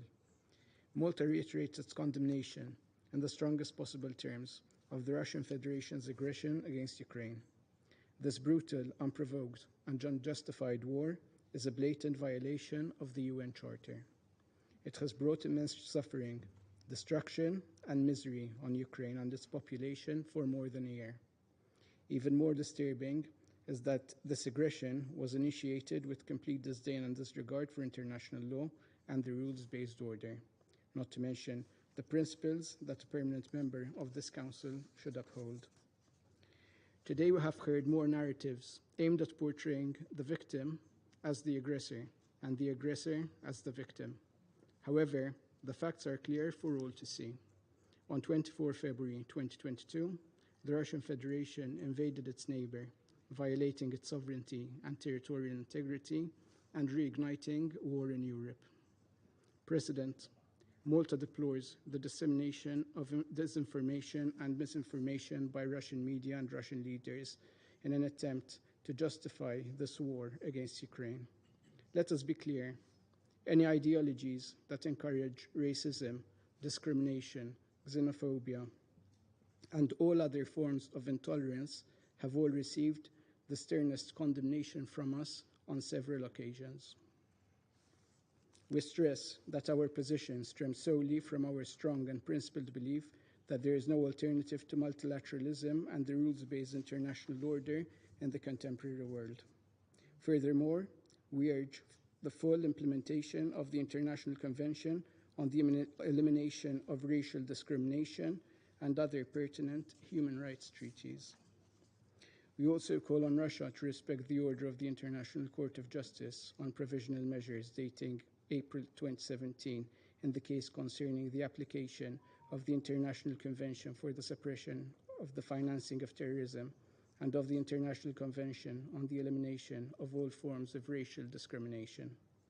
President, turning back to the humanitarian situation in Ukraine, we are deeply concerned about the persistent violations of the international human rights law and international humanitarian law. We must redouble our efforts to ensure accountability for all violations. This must include justice for victims of atrocity crimes and sexual violence, as well as the abductions and forcible deportation of children. Perpetrators must be brought to justice and held to account without delay. The aggressor must bear the legal consequences of its intentionally wrongful acts, including making reparation for the injury and damage caused. As a first step, Malta supports the idea of establishing a register of damages as a record of evidence and information on claims for damages, losses, or injury caused by Russia's war of aggression against Ukraine. President, to conclude, let me reiterate Malta's full support for Ukraine's sovereignty and the territorial integrity within its recognized international borders, its lawful right to determine its own foreign security policy, its diplomatic efforts in international fora, as well as its right to self-defense. We call upon the Russian Federation to stop this war, withdraw its military forces from the entire territory of Ukraine within its internationally recognized borders, and turn to dialogue and diplomacy as the only tools that can restore peace in the region. I thank you.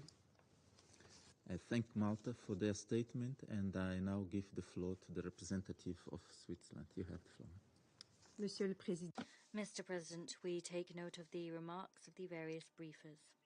Allow me to start by first and foremost discussing recent developments in Ukraine. Last week, Ukraine was hit by one of the heaviest missile and drone attacks since the beginning of the war. The strikes have once again cost lives, damaged energy infrastructure and other facilities in Kyiv and elsewhere in the country.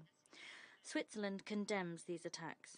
We recall that attacks against civilians and civilian objects, as well as indiscriminate attacks and disproportionate attacks, are prohibited under international humanitarian law. Mr. President, an old saying goes that the truth is the first casualty of war. Switzerland stresses the importance of avoiding propaganda, hate speech and deliberately divisive language in any circumstances that creates distrust between people and governments. Misinformation and propaganda that accompany the war against Ukraine reinforce mistrust, deepen divisions, and increase hostility. We oppose all attempts to justify Russia's military aggression against Ukraine.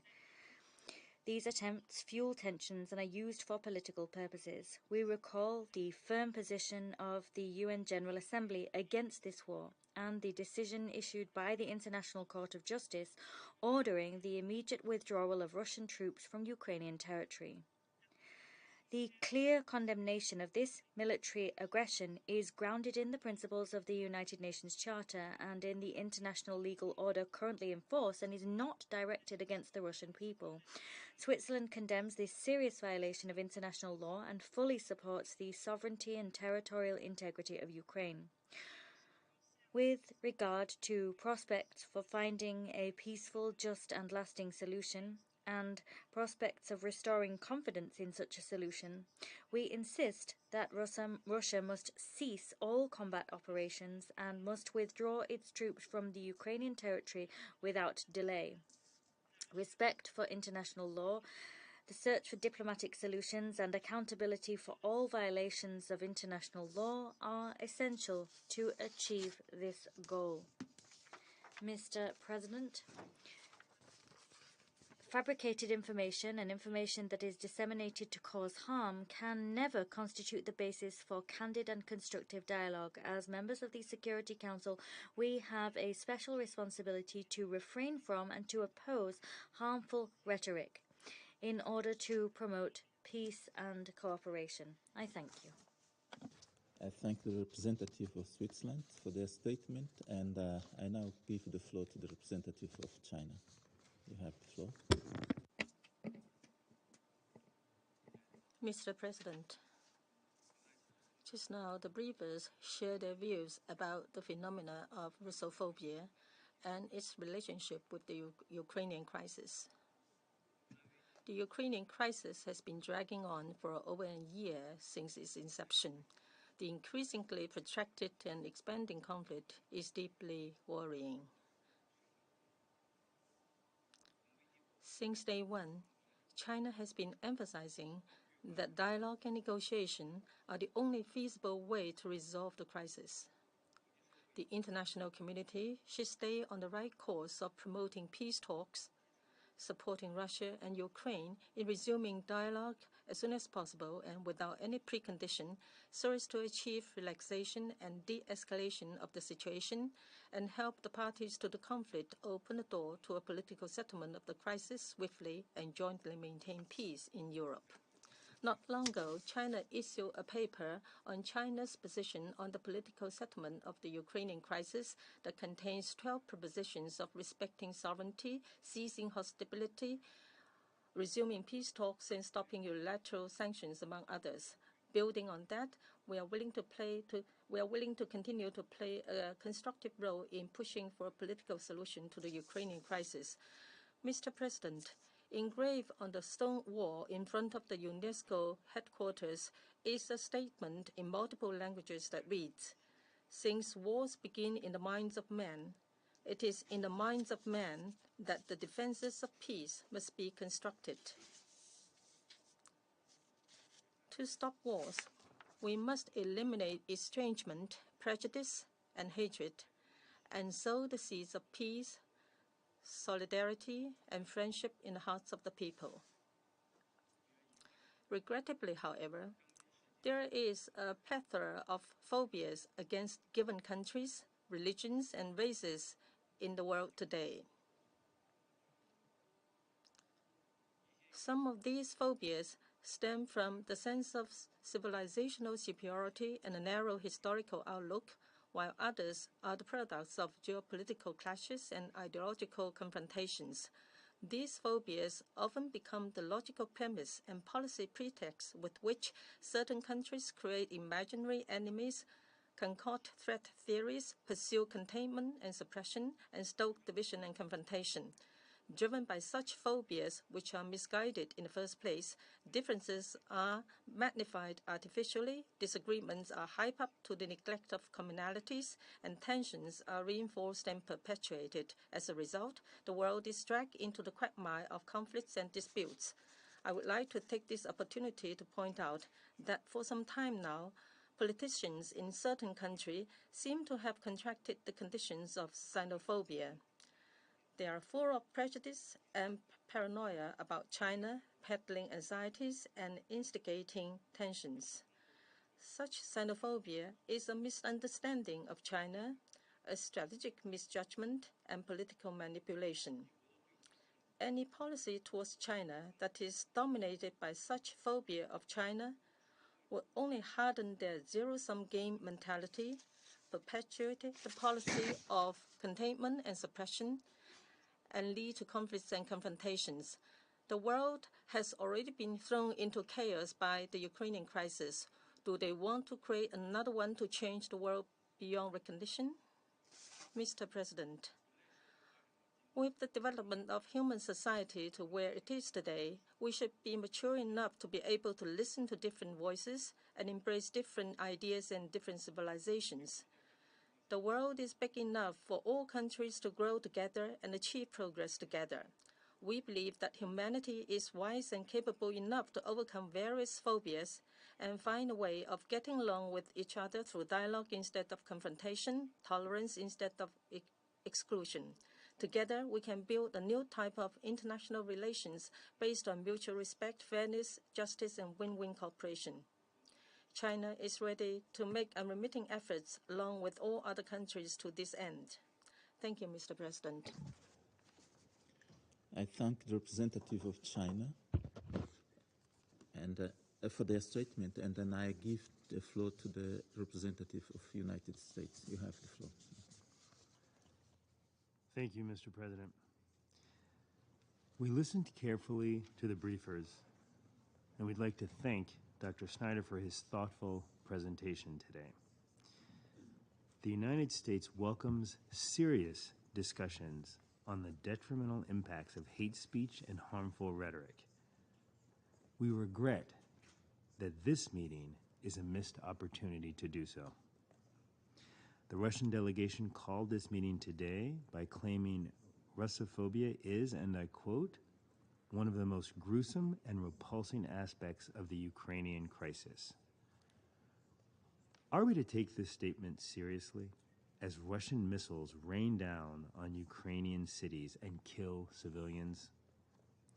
As Russian forces have committed crimes against humanity, including the systematic rape, murder, and torture of civilians? There's a better word for such a statement in English, which includes Russian Foreign Minister Lavrov's claim at a G20 meeting earlier this month that this war was somehow launched against Russia and not the other way around. That word is gaslighting. Over the past year, the world has endured a parade of Russian excuses and absurd justifications for its war of choice against Ukraine. We have heard Russian claims that it is not the aggressor, that it is trying to stop a genocide in eastern Ukraine, that it must denazify the Ukrainian government, and that it must fight against drug addicts and satanists. No matter what today's obfuscating excuse is, it cannot hide the fact Russia is not the victim it pretends to be. The evidence is plain to see in Bakhmut, Kharkiv, Mariupol, Bucha, and many other Ukrainian cities.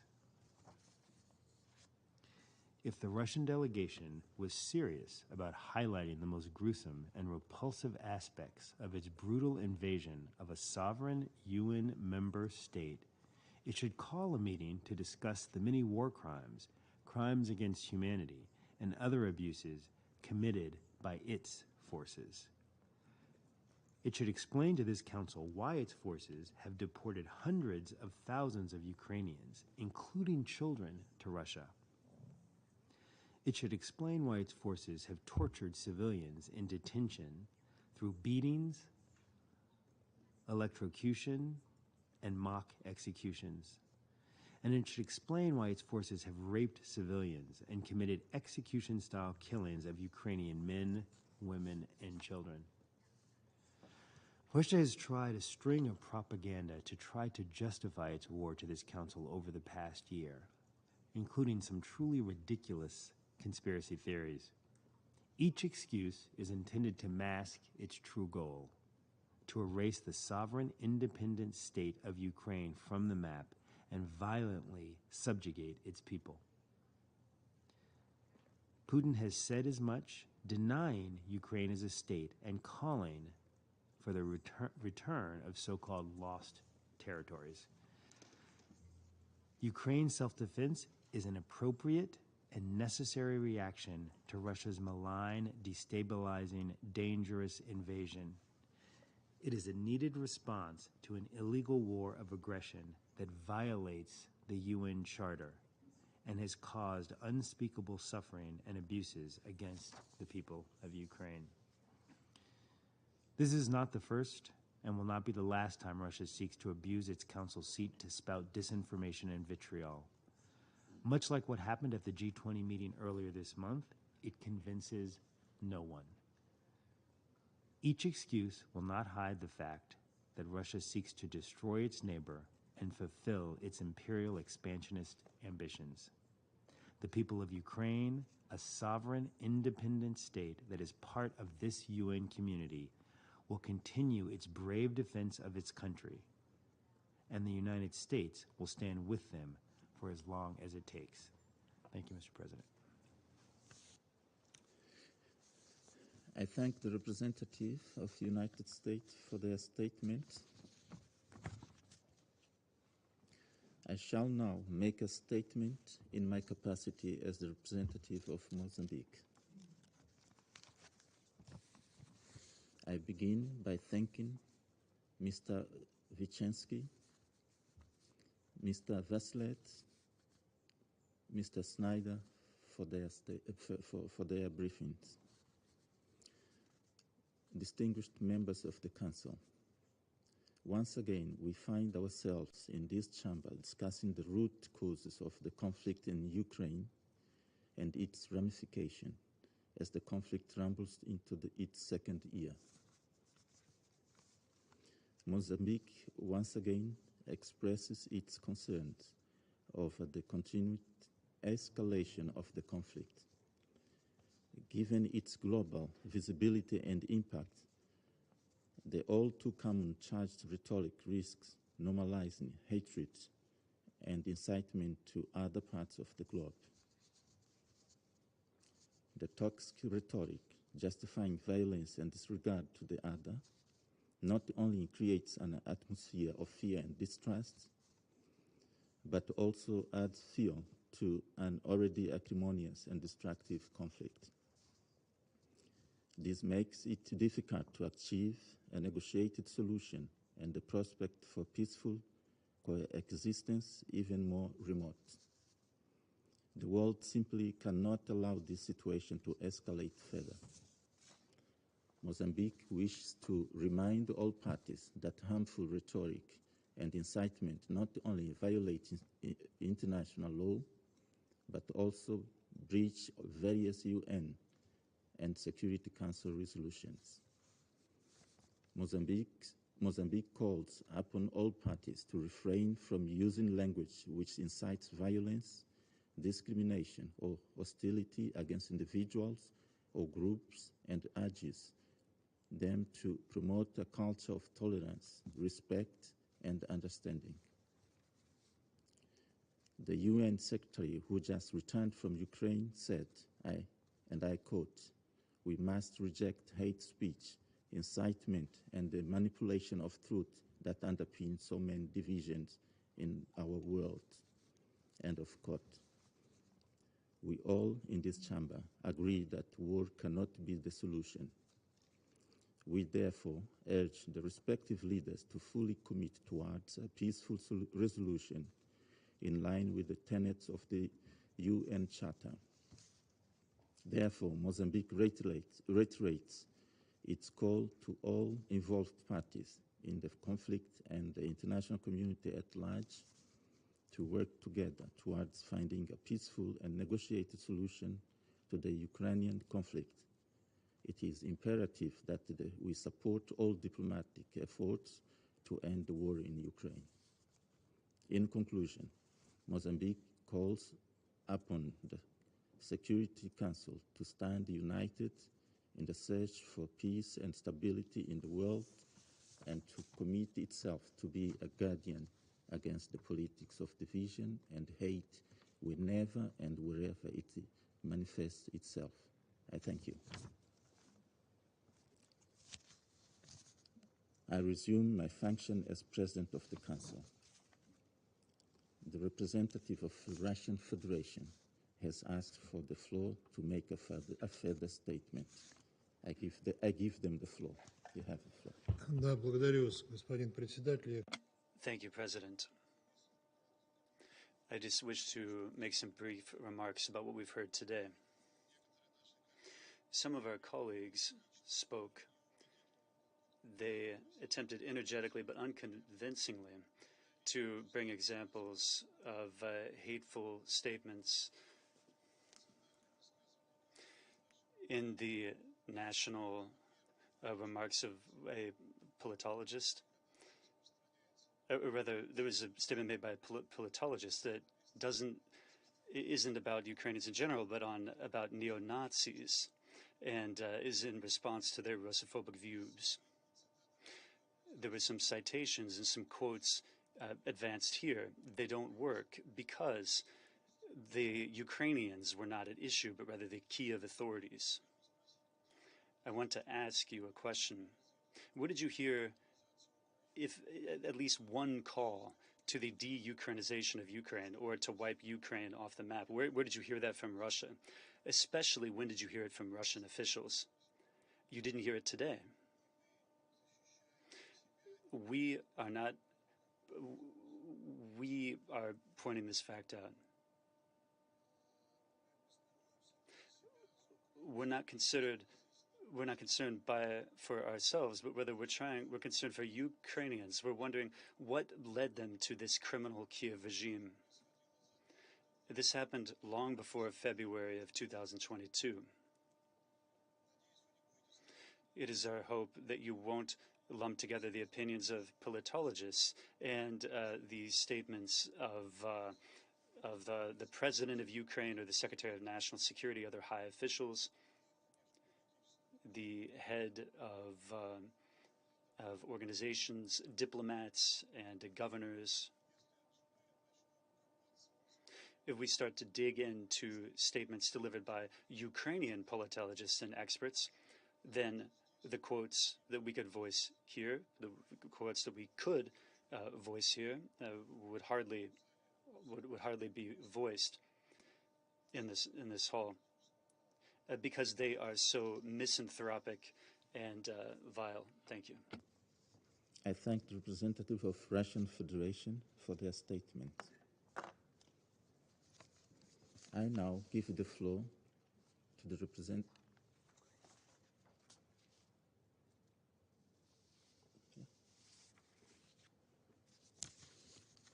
I now give the floor to the representative of Ukraine. You have the floor, sir. Thank you. Mr. President, distinguished members of the Security Council, Professor Snyder, whom I would like to thank for a perfect explanation of the imperfect purpose of the initiator of today's meeting. I also recognize the representative of Russia in the permanent seat of the Soviet Union. Mr. President, on Sunday, following a very careful identification process, the Ukrainian authorities finally confirmed the identity of a captured Ukrainian soldier whose brutal execution by Russians immediately after his saying the words "Glory to Ukraine" had been filmed and circulated in internet last week. I would like his name to be pronounced here loud and clear in the Security Council chamber. Alexander Matsievsky from Chernihiv region, a symbol of devotion to his country and dignity in the face of death. Dignity, which is the very essence of the Ukrainian spirit now, is also a term whose Russian equivalent, достоинство, should be definitely marked as archaic in current editions of Russian diplomatic vocabularies. Horrific footage of this execution-style killing has again reminded us of how the hatred kills. A real hatred that has been deliberately fueled for decades, not fabricated stories that we have been obliged to listen to at this meeting. The hatred towards the entire nation that has served as a trigger for breaking into the sovereign country and committing war crimes and crimes against humanity. We will discuss the recent developments on the ground at the meeting on Friday. It was requested well in advance to ensure proper preparation and substantive discussion. It's a matter of regret, although it's not a surprise, that Russia has again responded with spamming and DOS attacks style on the Council. In cyber domain, this is a malicious activity aimed at overloading and thus immobilizing a system by flooding it with superfluous requests. A very precise description of what the Russian delegation does. The Russian spamming manifests its weakness and lack of credible arguments.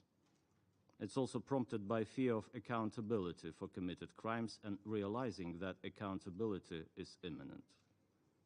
Bucha, Irpin, Izum, Mariupol, dozens of other places with mass graves of innocent people have proved to the power of the Russian propaganda of war in dehumanizing Ukrainians and removing any moral safeguards from the mindsets of Russian soldiers. Ukraine reiterates that propaganda for war and national hatred, which constitutes incitement to discrimination, hostility, or violence, are profoundly harmful and prohibited under Article 20 of the International Covenant on Civil and Political Rights. The history of the past contains powerful reminders of what happened when one nation, poisoned with propaganda of hatred, waged a war of elimination against other nations and peoples. In 1945, this war was ended with the military defeat of the Nazi regime and the process of ensuring accountability. Not only Nazi high officials, military commanders, or diplomats were persecuted at the Nuremberg Tribunal, but propagandists as well. As the tribunal established in its judgment against Julius Streicher, the Nazi top propagandist, I quote, "In his speeches and articles, week after week, month after month, he infected the German mind with the virus of anti-Semitism and incited the German people to active persecution." End of quote. The Nazis made allegations of oppressions against Germans abroad one of the centerpieces of their propaganda. False claims about discrimination of Germans were used as a justification for the aggressive expansionism, annexations, and atrocities. So many similarities with the Russian course of action, including here in the Security Council, make it clear that the Kremlin criminal regime should also find itself in the docks after the military defeat in Ukraine. It will be up to the future tribunal to establish the accountability of all responsible for issuing criminal orders, implementing these orders, and whitewashing them for internal and international audiences. That tribunal should also facilitate in Russia a process of moral penance and deep reflection on the role of this country and its army in the atrocities committed in Ukraine. If underpinned with trials, remembrance, education, and reparations, this reflection would once result in Russia's return to the family of civilized nations and its commitment to never repeat the horrors of the war against Ukraine. Mr. President, to let this happen, we should ensure that those responsible for the crime of aggression, war crimes, and crimes against humanity do not escape justice.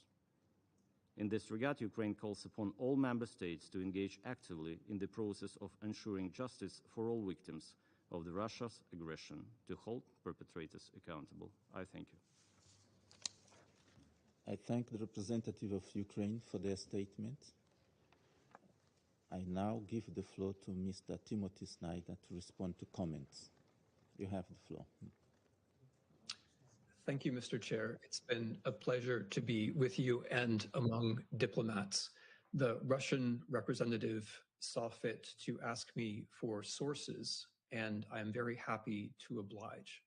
If we are concerned about sources from statements of high officials of the Russian Federation, I refer the Russian representative to the website of the President of the Russian Federation, in which he will find speeches by the President of the Russian Federation denying that Ukraine exists on the grounds that Ukraine was invented by Nazis, on the ground that Ukraine was invented by communists, and on the grounds that a Viking baptized himself 1,000 years ago. I do not comment on the historical validity of these arguments. I simply point out that this is a matter of public record, that these are the statements of the President of the Russian Federation. Likewise, Dmitry Medvedev, a member of the Russian Security Council, on his Telegram channel, repeatedly makes the kind of directly genocidal remarks that have been discussed today. With respect to Russian state television, it's very important to note that I was simply quoting Russian state television. Russian state television is an organ of the Russian state. As the President of the Russian Federation has himself said, it represents Russian national interests. The statements made on Russian state television, therefore, are significant not only as expressions of Russian policy, but also, as has been said, as a mark of genocidal motivation for the Russian population. This is true to such an extent that the presenters on Russian television themselves have worried aloud about the possibility that they could be prosecuted for war crimes. So I refer the representative of the Russian Federation to the video archives of Russia's state television channels. For those of you who don't know Russian, I refer you to the excellent work of Julia Davis. Julia Davis has assembled an archive of relevant Russian video material. If the sources in question are about the actual Russian atrocities in Ukraine, the simplest thing to do would be to allow Russian journalists to report freely from Ukraine. For everyone else, the simplest thing to do would be to visit Ukraine, a land which has a democratically elected bilingual president who represents a national minority, and asks the people of Ukraine about the war in either Ukrainian or Russian. Ukrainians speak both and can answer you in both. The representative of the Russian Federation saw fit to attack my qualifications. I take this as a badge of pride and as a very small element in a larger attack on the Russian culture. My work has been devoted, among other things, to chronicling the mass murder of Russians, including at the siege of Leningrad. I've been proud over the course of my career to learn from historians of Ukraine, Poland, Europe in general, and also historians of Russia. It is unfortunate that the best historians of Russia and the best scholars of Russia in general are now not allowed to practice their own disciplines. It's unfortunate that organizations such as Memorial, which have done heroic work in Russian history, are now criminalized in Russia. It's unfortunate that memory laws in Russia prevent the open discussion of Russian history. It's unfortunate that the word Ukraine has been banned from Russian school books. As a historian of Russia, I look forward to the day when there can be free discussion of Russia's fascinating history. Speaking of history, the Russian representative denied that there was such a thing. I would refer him to excellent works by historians who know both languages, such as my colleague Serhiy Plokhy at Harvard. I would refer people in general to my open class at Yale, which makes the point about Ukrainian history more eloquently than I can here. But more fundamentally, I would like to thank the Russian representative for helping me to make the point that I was trying to make in my earlier presentation. It is not for the representative of a larger country to say that the representative of a smaller country has no history. What the Russian representative said is that whenever Ukrainians in history or at present claim that they exist, that is Russophobia. As I've been trying to say, that is a colonial attitude. The big power does not have the right to say that the small power has no history. The claim that a country has no history is genocidal hate speech. And in that sense, I think, and only in that sense, this session has been useful. Thank you very much. I thank Mr. Snyder for his comments, and I now give the floor to the Russian Federation. The Russian Federation has asked for the floor to make a further statement. I give them the floor. You have the floor. Господин председатель, President, I hadn't planned to engage in a dispute with Professor Snyder. That's because, number one, he didn't respond to the question that I asked. He simply gave another briefing. Incidentally, Professor Snyder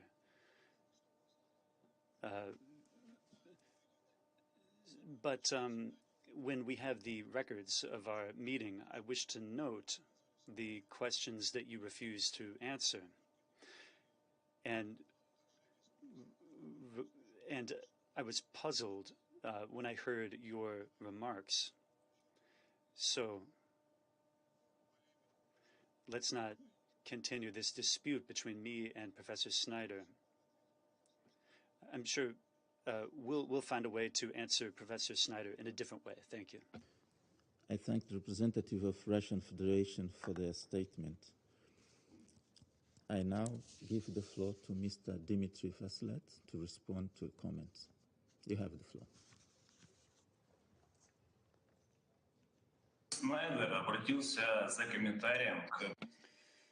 I'd like to comment on the representative of Ukraine.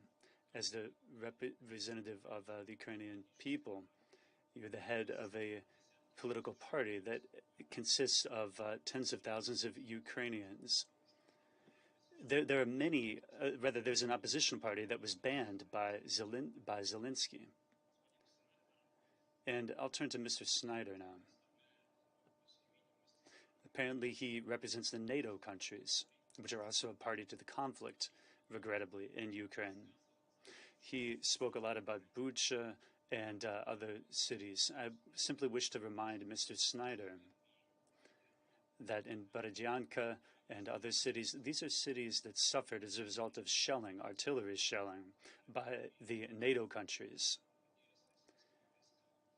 And in Bucha, Borodyanka, and Irpin, there was regular shelling of those areas by NATO shells, using NATO weapons. And of course, people suffered from that.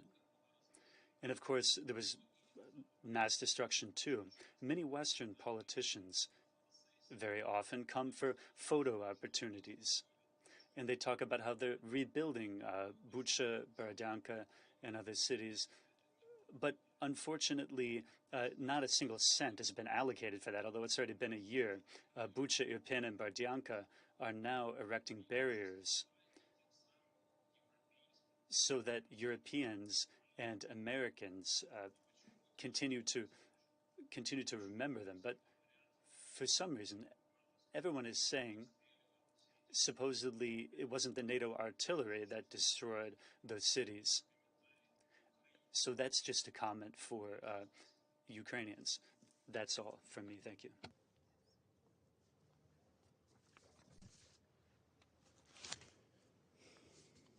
I thank Mr. Vaslet for the comments provided.